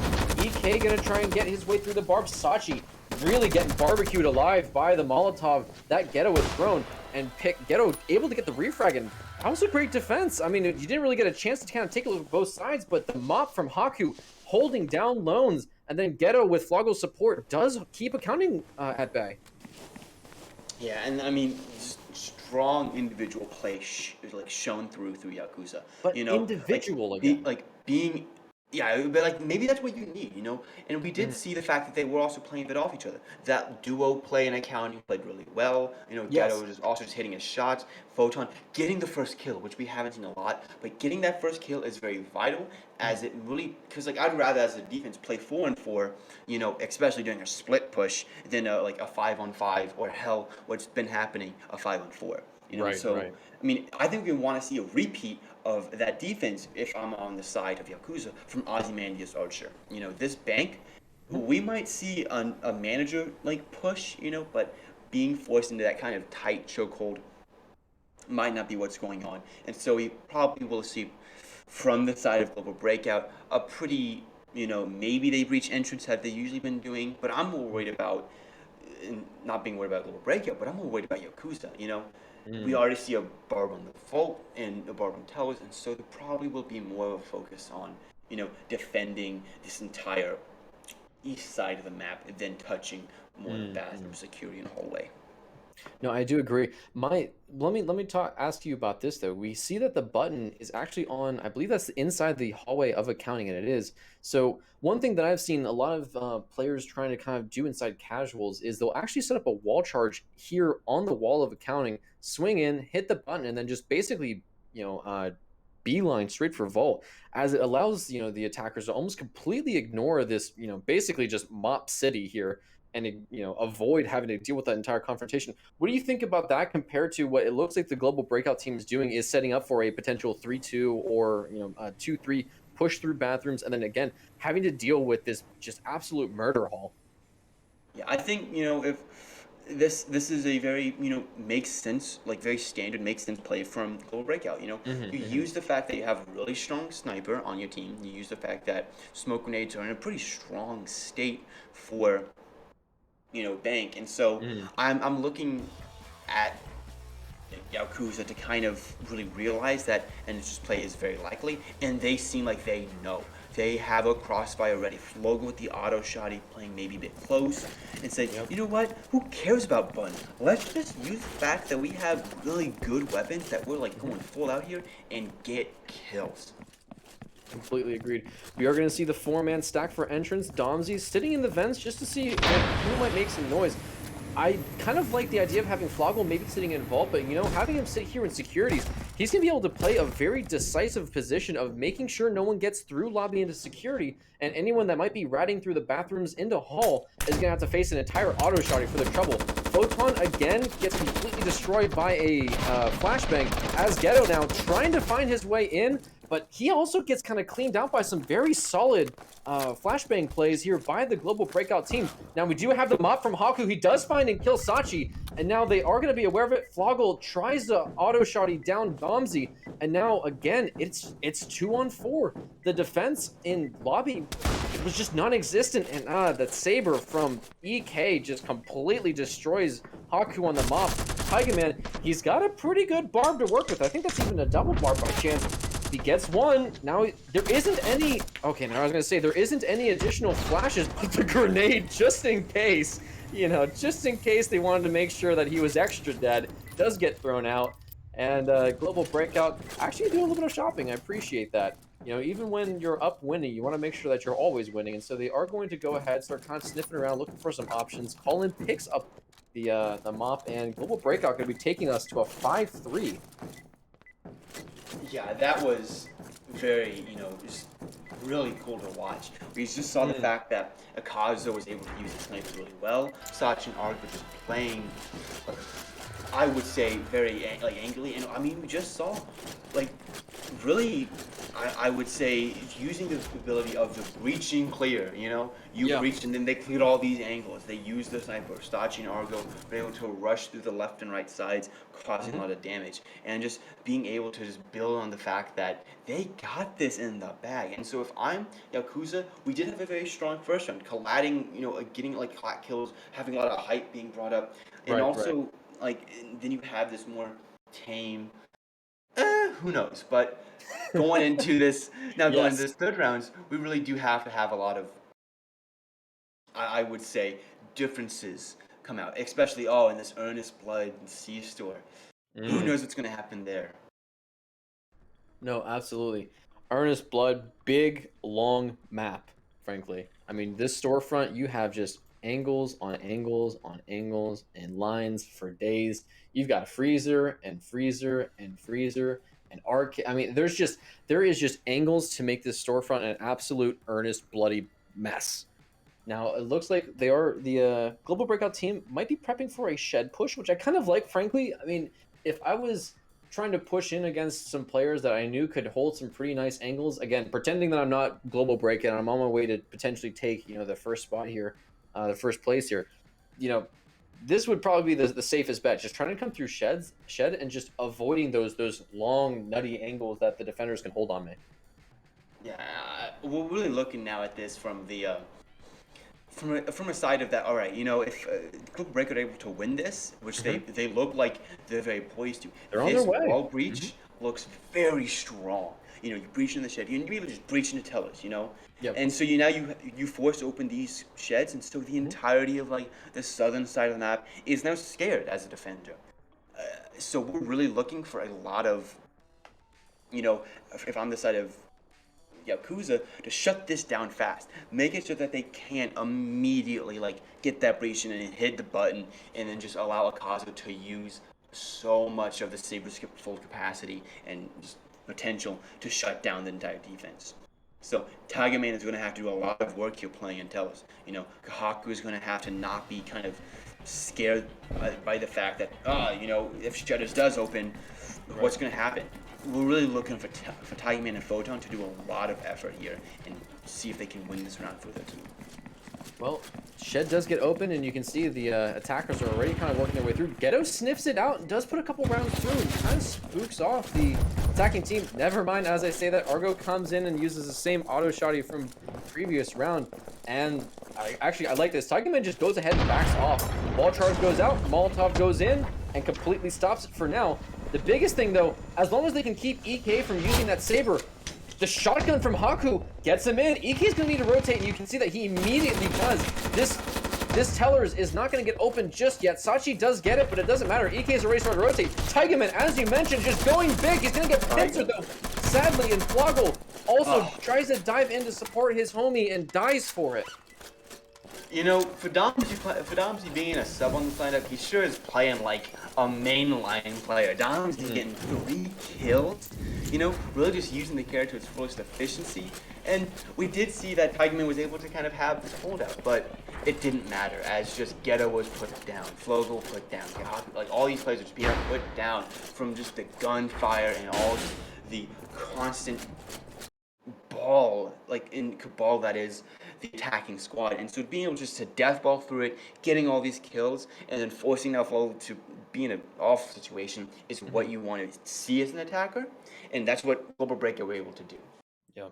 Well, see, you say death ball, I say wolf pack, and there's a reason for that. Is because with a death ball, they're pretty much just shooting at anything that moves. Wolf pack, I mean, you saw it. Domsy rolled in with Argo. There was Ghetto tried to back off. There was Argo with the pick. Domsy was ready to hold the angle for Argo as he killed off Ghetto because he trusted him. He was like, "All right, you got that guy. I'll watch this way." And there was no way that Ghetto was going to get out or even get refragged on because there was no one else from the Yaokuza team that was ready to try and get that refrag. They Yeah. couldn't. And so, I mean, we're looking now at Flaming Snow back again. Match I, point, Flaming Snow. Match point, Flaming Snow, and so I think we have seen a better Yakuza team. We really have. Yes. But that doesn't matter when the fact that Breakout is playing super strong. They already have the idea that let's just be a very fast manager's push, gain access and just beat them down, gain button, and then just have this completely giant like storm, through and see if they can access full. And so that's what Yakuza's plan, at least. Global Breakout realized this. They're calling it out, and they have these double barbs prepped and ready from manager into accounting, and so they're ready to see if this happens, and they're setting up so they can stop and punish it. We see Akazo is kind of preparing for the fact that they're not going to blow entrance, and so you can play around with the mop, being kind of more conscious of tellers, and this barb already ready in the hallway, so Green Door isn't such as heavy, as strong as it is, means the fact that Global Breakout is kind of pulling out all the stops. 4 barbs, power weapon immediately, and I don't know how many models could be coming out as we see 1, but not all of them are spawned in. And so now with 2 mollies coming out, 3 barbs and a power weapon, I really do like overall Global Breakout's chances coming into this round. And so with Yakuza having their plan basically called out from the get-go, it's a bit of a tough ask. It's going to be a tough ask. It's going to be incredibly tougher to try and break through this Global Breakout team as we've got ourselves. It looks like it's going to be a 2-2-1. So they're All right. This is literally the mentality of the two teams clashing here. We have 2-2-1, almost purely independent players versus a team that just plays together. I mean, the only player that I can really call out as being independent and by themselves here is Colin. But even with that, look at where EK is positioned. He's ready from manager, lobby, tellers. I mean, he's everywhere with that mop. And are we going to have them push in? It's 126. It looks like we are just going to slow roll this bank push here. There's the breach. All right, and we're moving in. EK is going to need to get the first mop shot. Do we see anything? Not just yet. He's going to actually take his time. Fires off the first one. Doesn't get anything. Okay. Okay. All right. All right. Domsy says hi to Floggle. Gets him anyways. Now, it's a bit of a kind of shuffle here as we've got three of the attackers working their way through Hall to try and get in. Argo's in the bathroom. Photon says, hi, here's a shotgun for your troubles. Domsy falls over to Haku. Haku goes big and kills off EK as well. Button's gonna get pressed, and all we have left is Sachi and Colin. Ghetto knows where at least one of them is, and it's just gonna be a matter. They've got the flashes, they've got the shotguns, but who cares when you can just run the bomb, but they're just rushing it. And they're gonna get on the bomb. Couple seconds left. Sachi's gotta figure out how he wants to get in. Gets Ghetto for it. Photon says hi with the shotgun. Taiga just needs to get Colin now. 96, 97, they get him. And now they just need to go shopping. They've got a couple seconds left, and while we can get hyped, not just yet, it's match point until the day they die. Taiga does get the mop. They need to get the grenade off of, I think that was Ghetto's body, and they do. And this Yakuza team, they woke up. They're here. I find it hilarious how when the door is opening, Ghetto was stuck behind the door and almost got squished, and so he was forced through the door. And so, man, I love this game. It works, but it just works. We saw just a fast rush through. They clear out the complete left, right side of the map, and after they have this west control, kind of shut down, they just cabal through it. Like Haku getting 2 kills, playing very smart, and so that was a very just well played attack on. Playing fast, using flashes to their advantage, using utility to their advantage, and pushing through. And so coming into Ozymandias Archer, we're going to need to see a lot of, I would say, differences from the Global Breakout defense. As these are the last 2 rounds, and Global Breakout need to win on defense. And we might see this happen as we do see the barbs, already coming out. So they're probably preparing for a more of a lobby, maybe hold around lobby and defend lobby.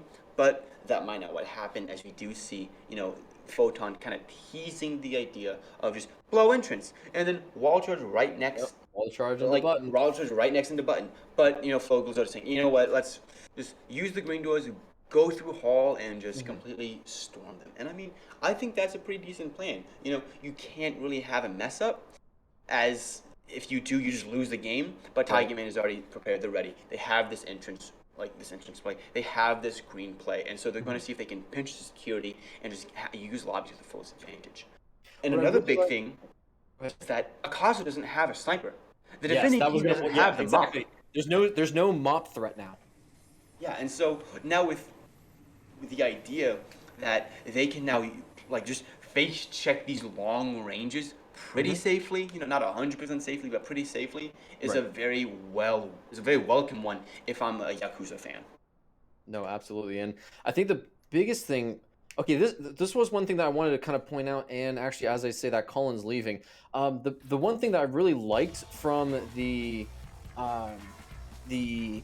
Yokozuna's side that I really wanted to see was one guy sitting tellers. They had 2 ready for this, nice little pinch here, but they didn't have anyone in case Argo got flashed, so that way one could just watch this angle and clean and keep him alive. Now, we do have that on Colin's side, and we do have the conga line 5-man for entrance. It looks like that's going to be the plan here, as we're going to, again, slow preach. Love the smoke. That completely stops the guys from the right side. They're going to try and rush Argo. They do get him. And again, it's a repeat. Yokozuna's saying, hey, you can do this. We can do it too, but we can do it better. As the defenders are just falling like flies. It is 5-2, and we haven't even gotten to a minute 30 here. Flash is, no, it's a grenade to clear out the barb. Molotov goes out. It's free reign. There's 2 left. There's only 2 Global Breakout players. The best team here in due process at this moment. And Yokozuna said, "Yeah, sure, we got you, homie. Here comes a flash for your troubles." EK throws the Molotov, might actually catch himself a little bit at the coattails, but no, he does manage to keep himself alive from the flashbang. Another one from Taiga. There we go. EK goes in and starts spraying. Holy cow, who needs him? There's only one man left. It's Sachi versus Ghetto. Oh my god. Holy God, don't do that. Don't stack up like that, boys. That's disgusting. That would make it EK close. almost got a... Well, that's going to go on Reddit for the clips. Oh, my, oh, my.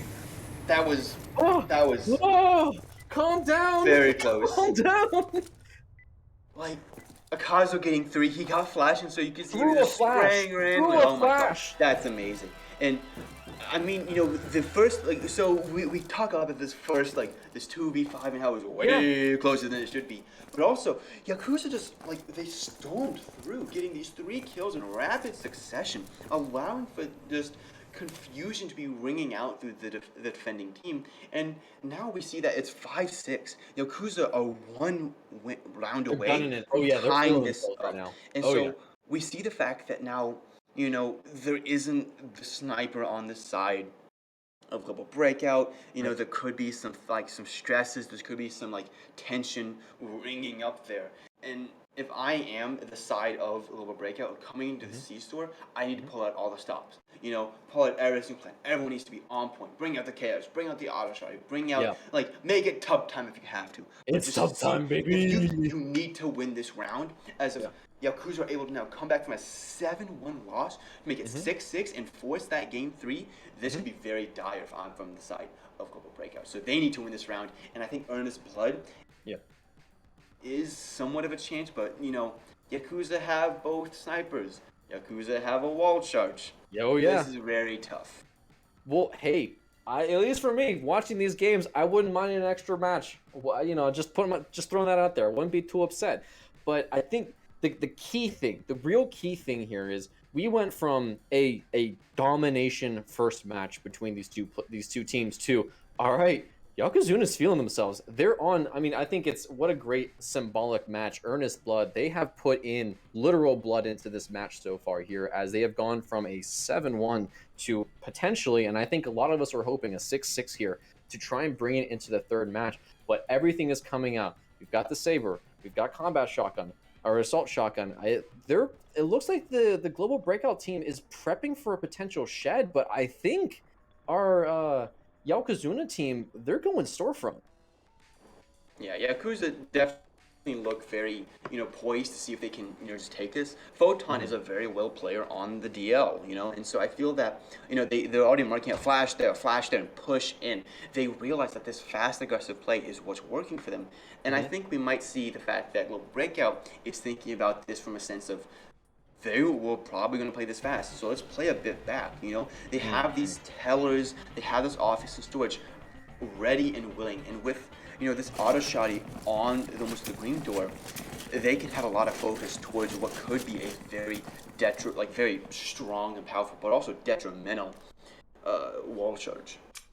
I want to point out real quick, I think we're about to see Argo get completely jumped on by the Wolfpack here. Domsy's starting to sniff it out.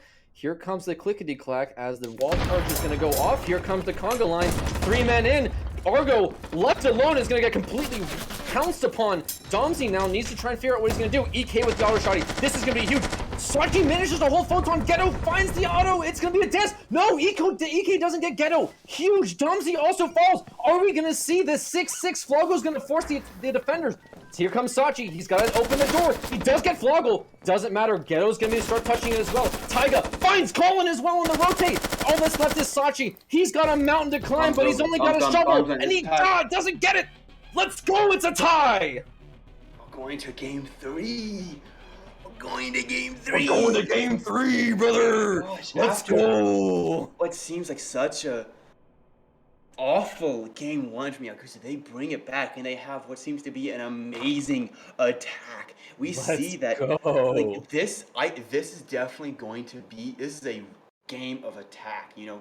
Both teams like are so strong attacking. And we saw that just Yakuza was able to string off 3 attacking rounds, and they're going to need to continue that momentum into the third game. And I think we need to see kind of GB refocus. Yakuza realize that they can just go fast. You Yeah, know, yeah. bum rush through them at least in attack, and so this kind of refocusing that might happen from Mhm. inside of GB is necessary, Yes. and I'm excited to see it. But before that all happens, before Game 3 happens, we're gonna go Break to a time. break. We'll be right back, and we'll see you hopefully for a very exciting and close Game 3.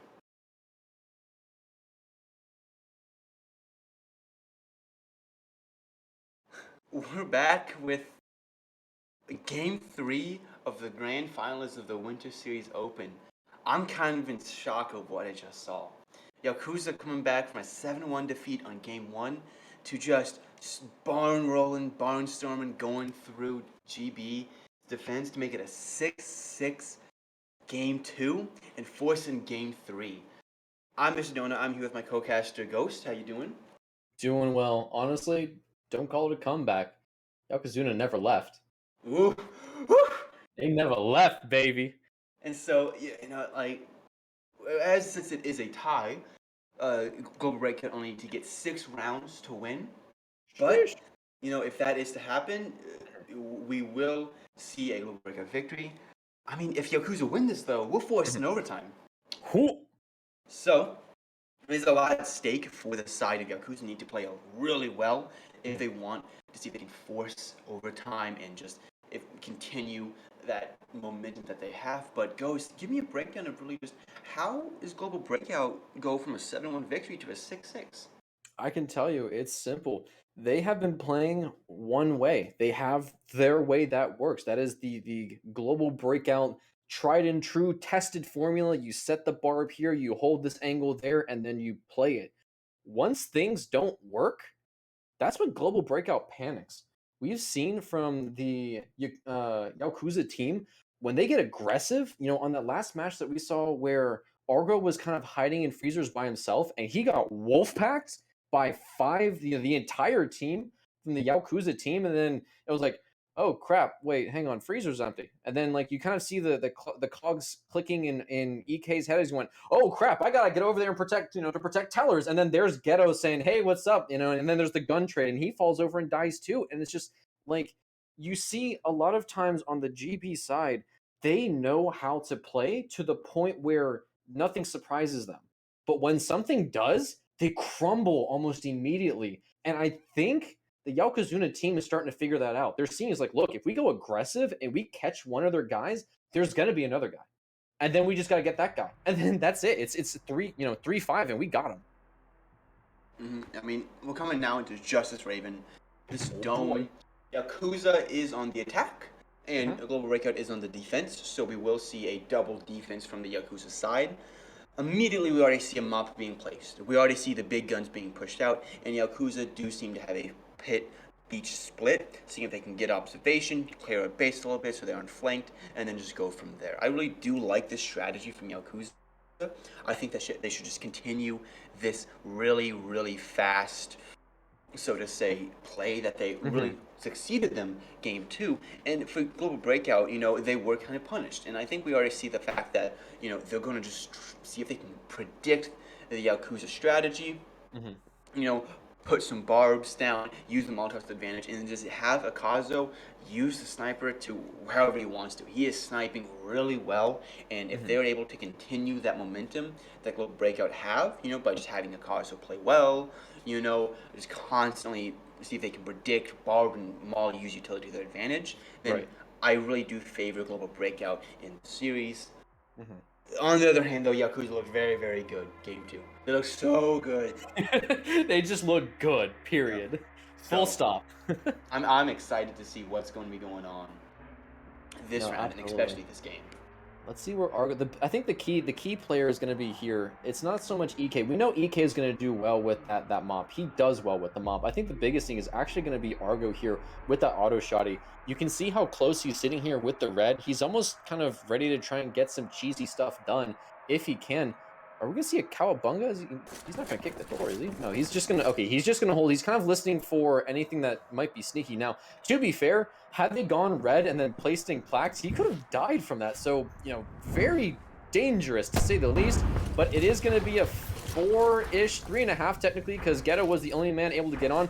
I like this from Floggle. He's just kind of kicking and making some noise, trying to bait out the team. And look at this, it's kind of working. Argo and Sachi are both waiting for it. And you know, as much of a meme as this is, Colin's kind of moving, Domsy's kind of moving, EK's looking at the wrong side of the map.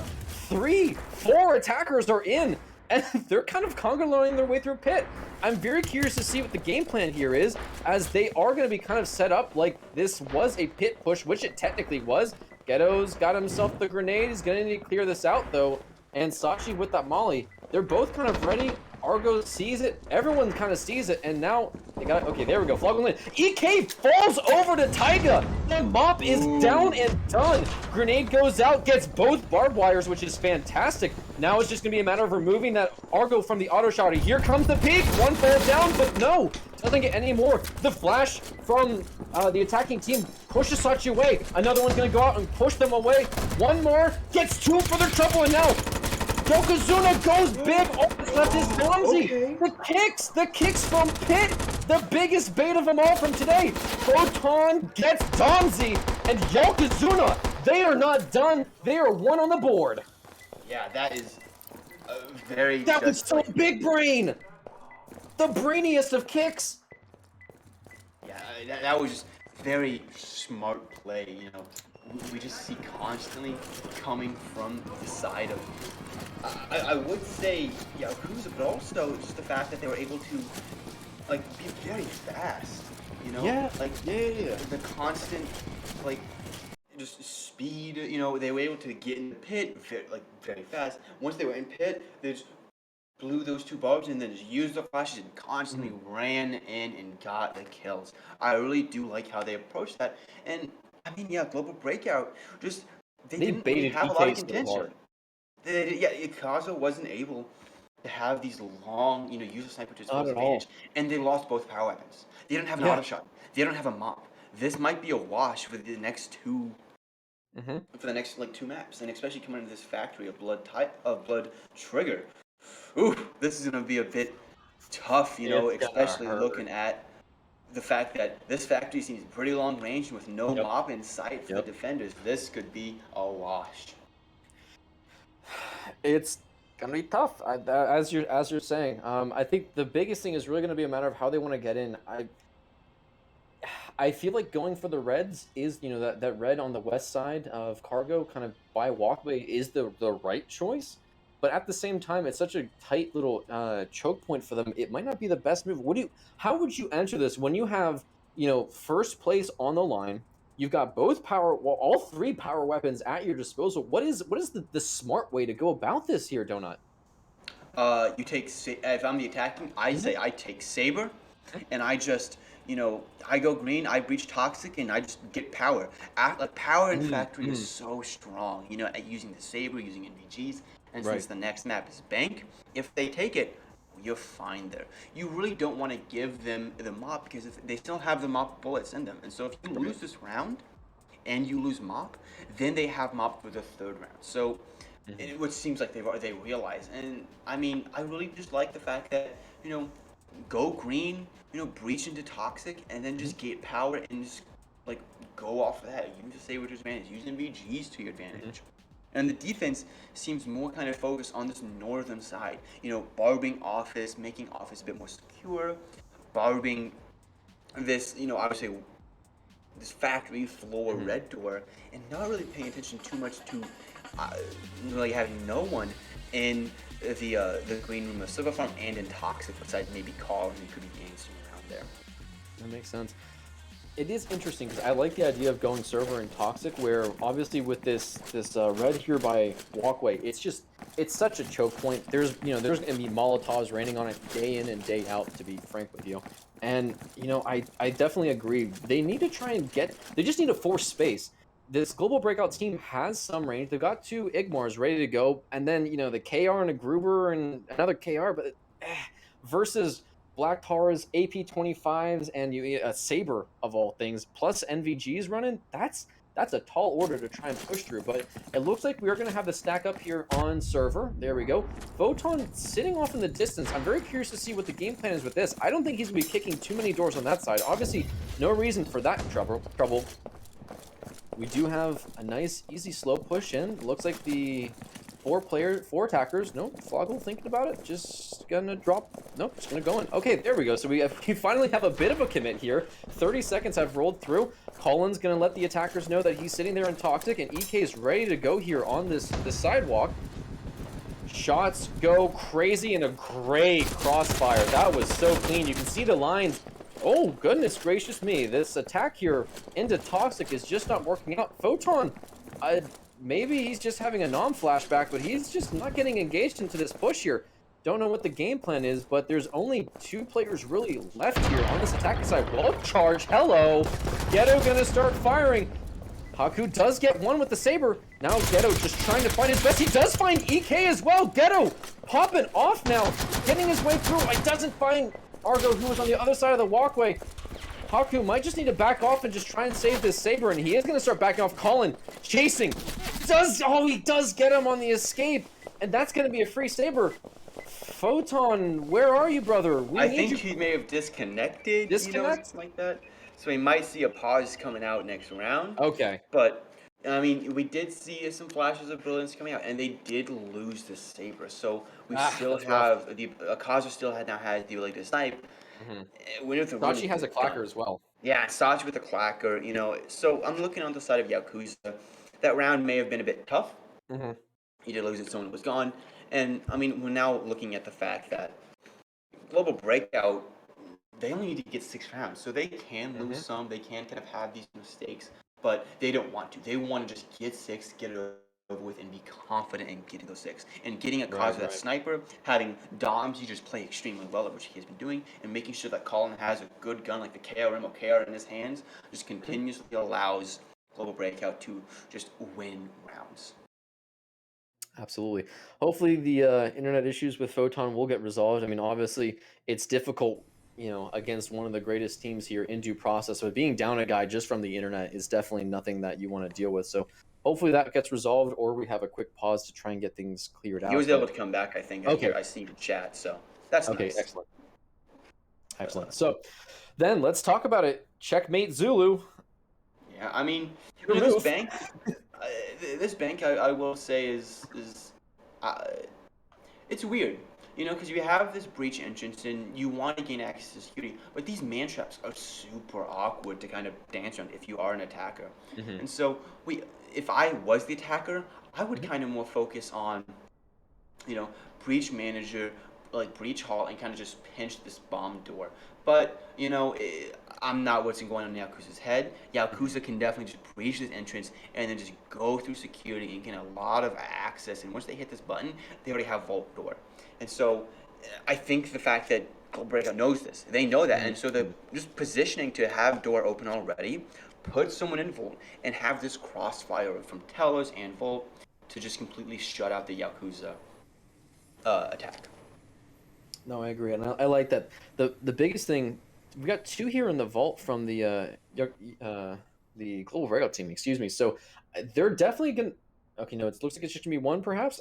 My thought is they were gonna try and put all their eggs kind of in this lobby defense basket, and then just try and kind of slow bleed the Yaokuza team from trying to get into the bomb. But here we go. So where is our boy EK gonna be sitting here with that Saber? It looks like he's gonna be sitting in accounting, just going to try and keep tabs on manager and maybe even try and use the clacker. They did bring it in with them for this round, so very curious to see what the thought process might be, because obviously unless they're planning to clickety clack and try and trap one of the guys from placing down the bomb, it's going to be very difficult. Now, what's kind of interesting as well, we do have the Saber on the defending side and the Mop on the attacking, so a bit of a role reversal here. Flashes goes out.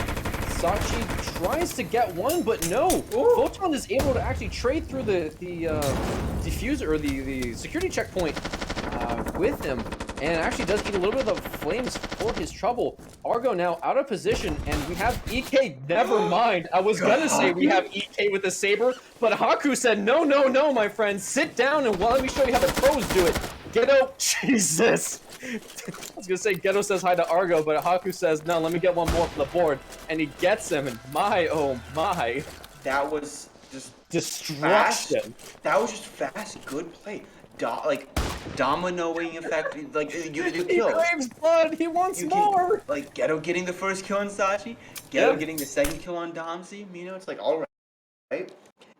It's the speed that's what we love to see from an attacking side, and it's and that's what's working. needed, and it's working.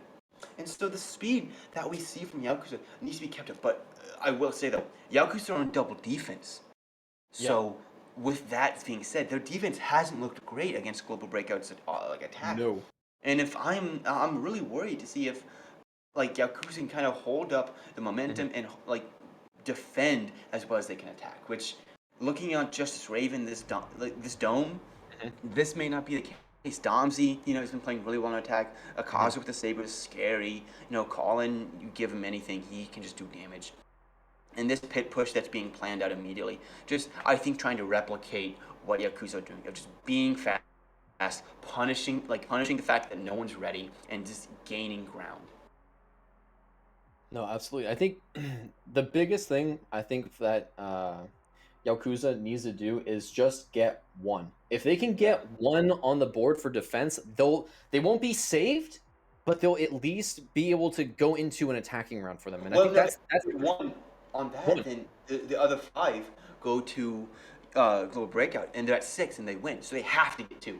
They have to They're get forced to two. get 2 rounds. And Sheesh. that is a bit tough Yeah, for that's a this tall order. Yakuza team.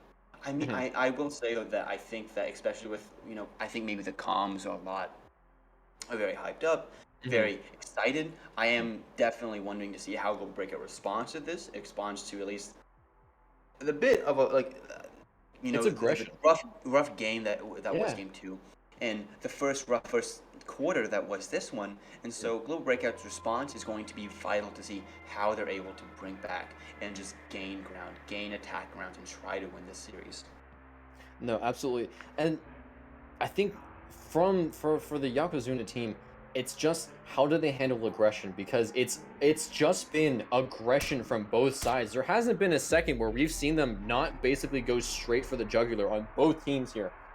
Both teams just going straight for it. Now, we do have okay, so it's gonna be a complete northwestern defense. I mean, that's not too surprising. Photon also sitting and trying to listen for anything that might be coming from that red door, but it looks like we've got 3 sitting in obs ready to go. What I would love to see, honestly, it would be weird. It wouldn't be the right move to do, but seeing one of the Yakuza guys trying to rotate through jungle and base. Oh, hang on. Speaking of the devil, there goes Floggle. All right, here we go. Just kind of looking for Beach. Doesn't see or hear anybody, so he's going to start rotating. And if he can time this just right and beat Domsey to the trigger pull, look at this. It is going to be interesting. Floggle's got to get this door open. Photon's still holding back on red. No one pushing just yet. They're just holding. There is a barbed wire here, I think. And yeah, it is on the green door. Domsey does catch Floggle, so that rotate isn't going to work out. And now we're going to have, it's going to be Flashbang City here as another Molotov. That was very Oh uncoordinated. no! Taiga burns alive Haku. And now it's a 3-on-5 here inside Kill Dome. Ghetto goes for a Ghetto? big one. Does find Sachi. Oh, goodness, it's a mess. Photon's just going to try and find someone as well, but the flashes go out. It's a 1v2. He's Taiga super can do low. it. He has bomb Taiga can facing do it. him. Go ahead, go ahead. Bomb facing. This is tough. Oh no. It's tough, but Colin's extremely low. Domsey's the only man with much health left. They're going to try and find some utility. Yes, Colin does get a flash, and that is going to probably force him. Taiga goes for it, doesn't get it. That was close, though. That was much, much more costly for the attackers, as always, than the defenders. I mean, very minimal utility was brought to this party. I think the miscommunication that came from Taiga and Kahaku that definitely That caused a hurts. lot. But also, I think Flogo could have waited a bit more. If Flogo was able to wait a bit more, Domsey would have backed up and said, all right, there's no one coming. I think we're fine. And boom, he hits him hard. He hits him fast. And I think this one could definitely be a Yakuza victory. But you saw GB play to the strengths. Domsey is showing up again and again. And then also you just see Colin and Domsey just playing off each other extremely well, using flashes to their advantage, and just being able to kind of slow down when they do have the bomb access and not push Taiga one by one and allow him to just Right. get 2 easy free kills and then the round. No, definitely great comms from I think Yakuza, the team league. They're saying, "Hey, there's a flash on the bodies. Go grab those so you can push him." That little split second there. I think Colin was ready to try and just jump on Taiga when Domsey started to defuse, but he didn't. He went, all right, let me find something, let me push with them, and that was just the hairpin second that they needed to win that round. Most definitely. I mean, definitely going on to Blood Trigger, we do want to see from the GB side a bit more of the same. We want to see a very structured, solid attack that plays to the strength of allowing Yaokuza to snipe, allowing especially the like Domsy and Colin to be fleshed out, and then just giving Argo the space that he needs to be one of the better players that he is. I will say though that right now Yakuza definitely do look kind of in the driver's seat, at least in this map. I think having Kahaku on the mop, especially with offense being such a strong play, forces the fact that this dock push can either be extremely like well done and win the round handedly, or get shut down immediately from Toxic, from Walkway, and from Yeah. Office. No, absolutely. And I'll be honest with you, I think Haku is definitely coming alive these past two maps a lot more than EK has been able to. Ikazo's been he was solid. He was there and he was a genuine threat for that first map. I mean, you saw how the score went because of it. But here in the second one, he tries to get these angles, but the Yakuza team is just instant. It's like, there you are, clicks him, drops him, no more mop, no more saber, and the entire push almost revolves around EK being able to get those initial picks, as we talked about in the first map, turning it from a 5-on-5 to a 5-on-4, and then just consuming the defenders. But they're not able to get that. They're not able to get those initial picks. So I really, really think this basically 1v1 here between Haku and EK is going to be so pivotal for this round. And I mean, like, that makes sense. Akazo is one of the best, like, better players, one of the best players you can see on a little breakout. And so, if you take away his main gun, he is definitely neutered. And I think this round, especially with both snipers being put out in play, is one of the most, like, important rounds Crucial. in this series. Absolutely. Shots ring out. Nothing really traded too much. Molotovs and smokes, so it's going to slow down. Taiga ready with another molly, and Ghetto as well, working his way to try and rotate. Here comes the rush. The molly doesn't really land. Floggle just swinging. 2 attackers, 3 attackers, 4. 1, 2, 3, and 4. All that's left is EK at the door. Nobody's left here on this global breakout side. And like we talked about, this monumental round here for Yaokuza has almost been won. There's a chance. We're not going to call it out just yet. And you can see, look at these little conversations going on between global breakout. They're trying to figure out what just happened. And the answer is they got crossfired and obliterated. Yeah, and like those smokes, they weren't able to see those smokes were not at the places you want. You want to smoke the office. You want to smoke the toxic doorway. Those smokes were short. So Ghetto was able to just have basically cover and just shoot out. And so Flogo just communicated well. Ghetto was able just to get the kills, and now GB are down so much utility. They don't.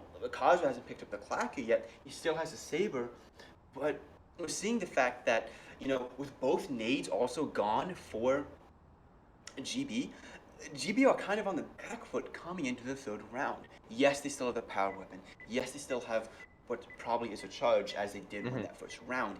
It's still such a tough ask as so much utility is still in the hands of Yakuza, the mob. Both KRs, a KRM was not lost, and this is looking so tough coming out from the side of Global Breakout. But this is what we talked about. Yakuza, they need 2 to stave off the aggression from Global Breakout and get past that 6, and that right there is number 1. And I mean that this definitely is something you really want to see if you are rooting for Yakuza. You want to see solid crossfires. You want to see just Ghetto It was coming clean. alive, Oh, and he those got 2 crossfires. kills. Mwah. Tiger Man plays super well. Flocal just dealt damage. He got rushed down, but he did his job. He did not die in like a split second. He died after a few seconds, which allowed him to get relay information, allowed him to just do damage, and allowed him to definitely be one of the playmakers coming out of that round. And so as we kind of shift into now more of a Global Breakout being on the back foot for what seems to be now the second time in this series, this is looking a bit rough as you giving Yakuza momentum that you definitely don't want them to have. And looking at Checkmate Zulu, I think Yakuza are like drawing out. They're excited. They're ready. Ghetto's Mhm. saying, "Do this, do this, do this, do this," and he may be correct in that statement. It's happening. It's happening. They're Yeah. waking up. They smell blood, and I've seen this with a lot of DPL teams. As soon as one starts smelling blood, that's when the confident aggression comes out, and you just start seeing the opposite team just start crumbling because it's like, okay, I'm going to we're gonna breach entrance, then we're gonna go tellers, and we're gonna one guy from accounting just wall banged us. Yeah, like we What? saw that game one with GB. They had confident aggression, and now Yeah. we're seeing it from Yakuza. Now And I really do exactly we're seeing the I reversal. love to see this. And I think we coming into this map, there is this very standard entrance blow from GB, and I think Yakuza are ready for that. Yes, there is this barb in loans, which does block off a green split and helps them out. But we see the fact that they're ready with the Volt Barb, they're ready with this Barb in lobby, basically saying, we know you're not going manager. We don't have to worry about you going manager. Why would you do that? So they're gonna sit maybe one in security, one in hall, and just like base check the entirety of this team and see if they can use the ability of like the fact that Gahaku on the sniper looks really good. Mhm. Gedo is very confident. Taiga and Photon are playing really decently, and Flogel is just doing his job well, trying to combine all of that into one and really allowing Absolutely. And Yakuza to just do what they want. But I am worried. Photon does look a bit alone, having Mhm. in this accounting room, so that may cause some issues. Flogel and Kahaku on opposite sides, but They're locking out Flogel again. I mean, Okay, yeah, that's a bit of a weird ask. You're putting yourself into basically a 4v5 4v5. again. So There's the breach. Unless it's a planned surprise button press, but no, Ghetto's gonna get the Molotov ready. No, he's gonna drop down the barb actually, and then leave himself for security. We've got a. Ghetto, Oh, why were you? You know the what entrance was is that? wrong. Okay. Oh no. Here we go. 4v3. Let's get the party started. Haku's got to go big for his team here. He's got the mop. He's got the angle. Argo gonna start spraying him down. He goes down to about 2/3, third left at best. And they need to get Floggle out of the vault. He's just sitting there. Oh no. Sachi's gonna start getting himself through. Photon just trying to kind of do some trading, and well, the entire global breakout team is gonna go, okay, the east and middle of this map is now cleared, and they're gonna start working their way into sight. As all they gotta do is just hit the button. There are two defenders holding this, but Photon gets completely rolled by Cullen. Cullen gets the button through the spray. He still has smoke and flash, and now it's on Floggle. He's got to make some absolutely come to God moment here happen, or this entire round is going to be forfeit. EK just inching and creeping on him. He knows as soon as he touches that barb, Floggle's going to kind of reach out and say hi with him. Taiga just trying to get through the barb as well. Colin stops him. There's the molly to slow down the push. Double from Domsey, make it easy. And now it's a 1v5. And oh my, here comes Sachi. There's the flash. Floggle tries to get something happen. And wouldn't you know it, one guy sitting vault for the entirety of the map. Not the best move against Global Breakout.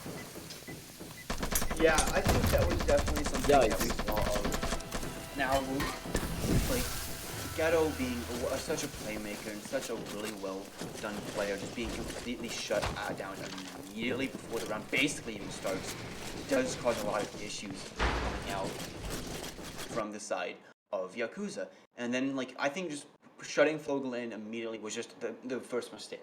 That was, yeah, Like, that like one was you put weird. yourself into a 4v5, and then, oh wait, Ghetto's dead. We're now 3v5. Oh, basically. And so, Oh no.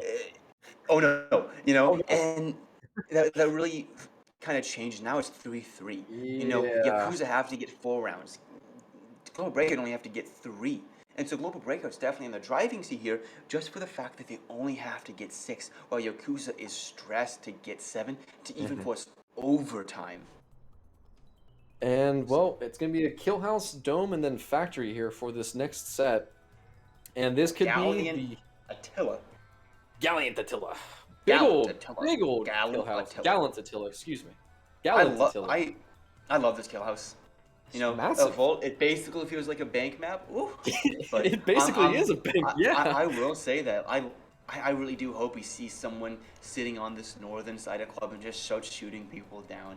What Mhm. might happen though is this kitchen breach seems very likely, and so with the breach of kitchen, I really do want to see a lot of like focus fire coming from Yakuza in Hall. I want to see a lot of wall bangs into this single door. I think that we really should see maybe one or two sitting, one backstage, Mm. one in club, just seeing if they can shut out this reception like split push that might happen. So I'm saying from the side of the defense, there's a lot of keys to success here. Use the barbs to your advantage. The fact that Right. we might see two grenades come out and a charge come out, so a lot of utility being spent. And so if they lose this round, that's not the worst. It's bad, but a lot of Right. utility is spent. You don't want to lose this round though. You want to win it, and you want to make it so that using the wall banks to your advantage, just shooting them constantly. Having the fact that as a team, Mhm. you have some pretty decent utility for wall bangs. The two KRs are the knack, which is an amazing wall bang gun. So I am definitely excited to see how Photon and especially his partner, Tiger Man, approach defending this button. Yeah, it's going to come down to those two key players. Absolutely. I think as well. One really key thing, the attacking team chose not to bring any of the power weapons that they have either stolen or kept from the previous matches. So very aggressive close range, format here, if you will, from the Global Breakout team. And as is normal with Kill Dome, well, if there's a wall, you better put 5 through it because 5 more are going to be coming for you.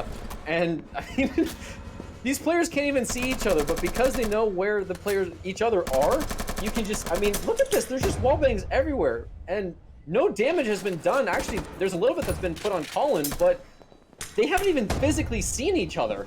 Now, they do catch the tail end of Floggle. Floggle does back up. Photon gets wall banged to death, and now we do finally have the first floating bar placed down.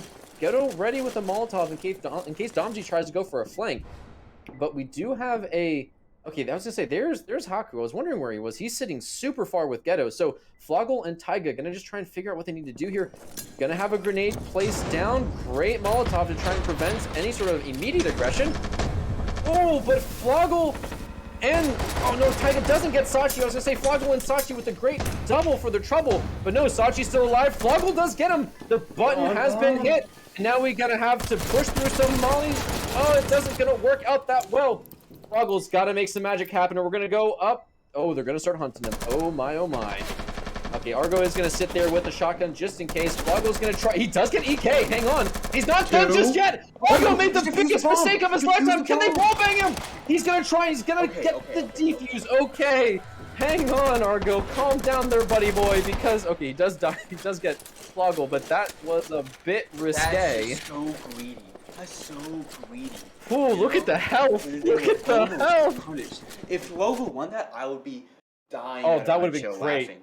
Because Absolute the greed classic. got you. And I mean, I think we saw, like, the first issue kind of sprout up the fact that they had some pretty good initial defenses, but Mhm. once that button was pressed, it was just the entire attacking team being able to swarm the Volt and get Volt and use it to their advantage to just start to put a lot of pressure.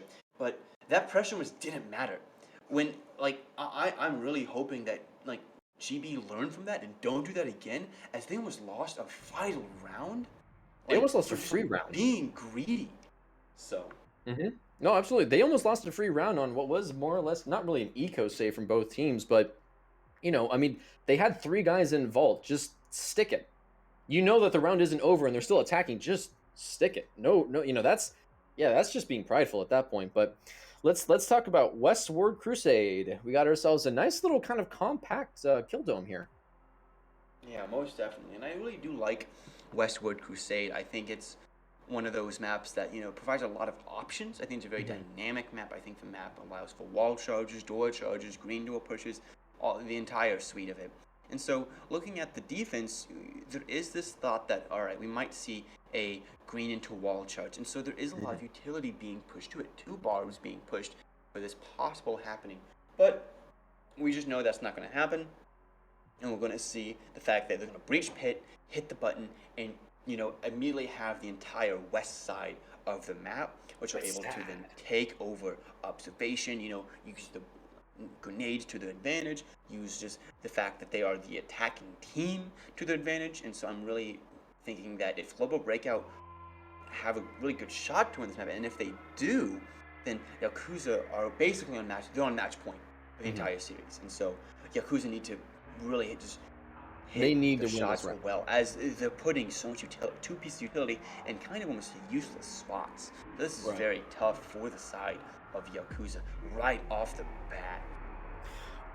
What I would like to see, okay, I was gonna say I would love to see Floggle sitting in this little corner here between both Castle and Red Door because that'll allow him to swing if need be and kind of make some really critical plays. The biggest thing what scares me is where's his support? There's no one on this entire side of the map to support him, and if he gets pinched, that's a 5v4 for free.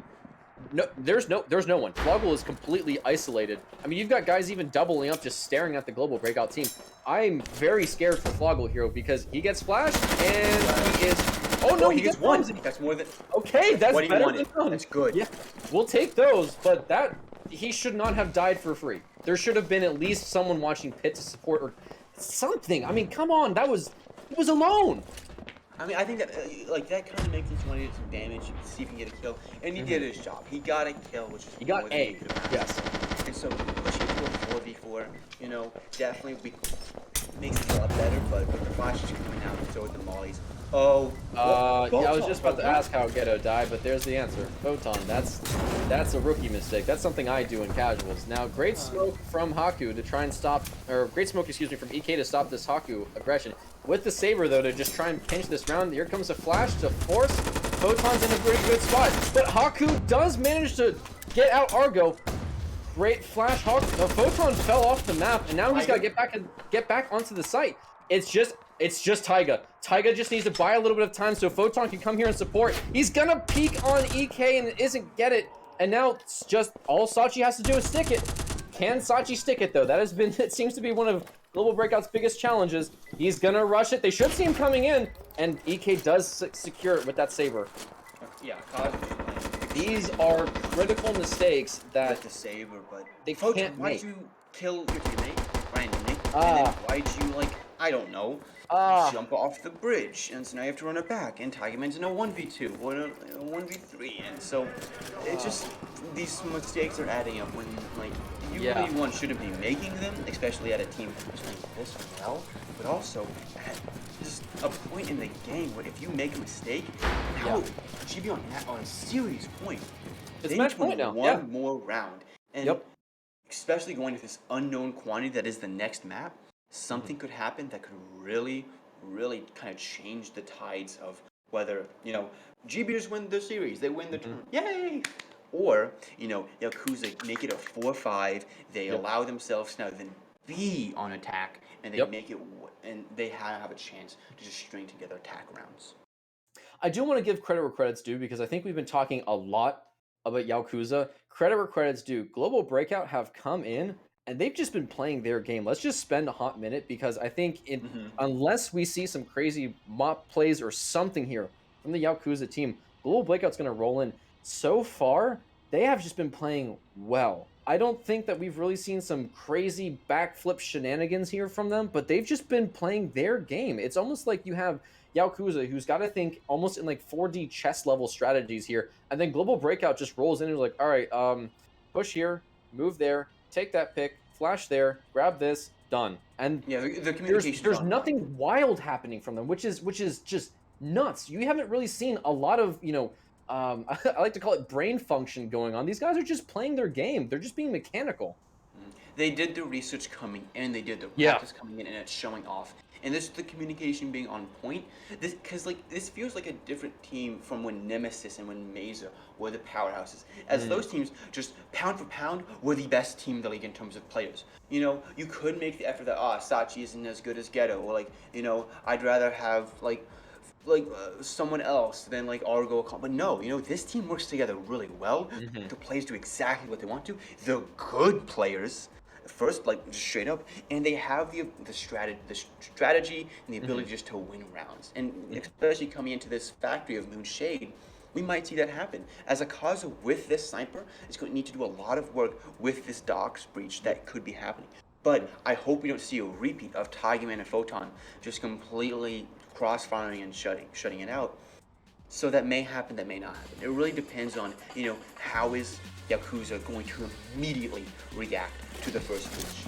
Absolutely. Well, real quick before we get started, I want to give a shout outs to all the different channels. Of course, the DPL live channel where we get a lot of competitive matches played, as well as the Discord and the Twitter and everything else that we have. Make sure you like and subscribe and all the other wonderful things for that. But here we go. What might be the match point for the entire series here between Global Breakout and Yaokuza? EK with, oh, hang on. Ghetto's in a cheeky little spot here. That was a three-man firing squad as Photon just falls over and dies. Completely gives up office. Floggle's ready for a potential cover-up. Ghetto with the shotgun. He hears one and gets Domsy. EK can't see Ghetto because of the smoke. You don't need to get NVGs to see that. And now Ghetto's in a bit of an odd spot. He needs to be careful of Colin, who doesn't see him just yet. Haku now also trying to rotate, does keep EK away from that window. Taiga finally falls over and, yeah, Colin gets Haku as well. Ghetto and Floggle on the match. He gets EK, but that's it. That's it, GG.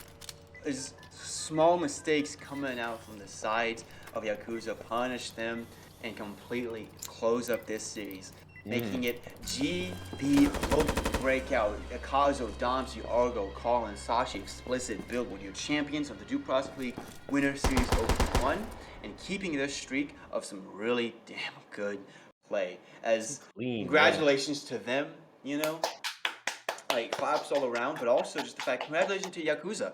They played really well. Through some tough matches, through like Swiss, through some tough matches of facing against the base department and Revenant, and also just playing one of the best team in the league, and some really damn good due process that we love to see. So congratulations all around. But that's really all. Do you have any kind of breakdown of how Global Breakout were able just to completely win and wrap it up? Well, do you want me to point out the obvious about, not shooting your friends or not keeping the security door open? Or let's talk about, I mean, Floggle was able to get a pick, but Floggle was by himself. I mean, it honestly, Yakuza was doing phenomenal. And then they just tripped, or one guy blinked or sneezed or something over there in the comms, and it didn't all fall over, but it was the Jenga piece, the top of the whole tower eventually, and that's the heartbreaking thing. Yakuza, they were gunning for it. I'll be honest with you. I'll say I had bias on that one. I was rooting for the underdogs on this one, and they were gunning so close. And then they started killing each other or forgetting how doors work. And it's like, guys, that hurts. That really hurts. But now that's a case of, well, that's why Global Breakout's moving on, because they don't shoot each other. Or, when they throw a Molotov, it's not going to catch your buddy on fire. It's those little things that show what is the deciding team in, everything. The cards are on the table and there's money on the line. Global Breakout know how to not make those very crucial mistakes. Yeah, Global Breakout just having really good communication, really good play, knowing the maps well, knowing the mechanics well, knowing the enemy team well, and that all showed. Congratulations to Global Breakout. Yes, absolutely. The Due Process League Open Series champions. And I will say that overall, I think this was a very, very exciting and it was nail biter. Oh yeah, and to look into really just due process the next few months with how Bank is working out, and I am very excited to see what is going on next. But I think that's all from us over here at the Due Process League kind of little casted desk. I am Mr. Donut. That is Ghost. Hello and goodbye. And thank you so much for everything. Thank you to Roach, to Tetra, to all the casters and production who took the time out of the day to do this, and thank you to all the players for making this a great time. And appreciate it, and we will see you next time.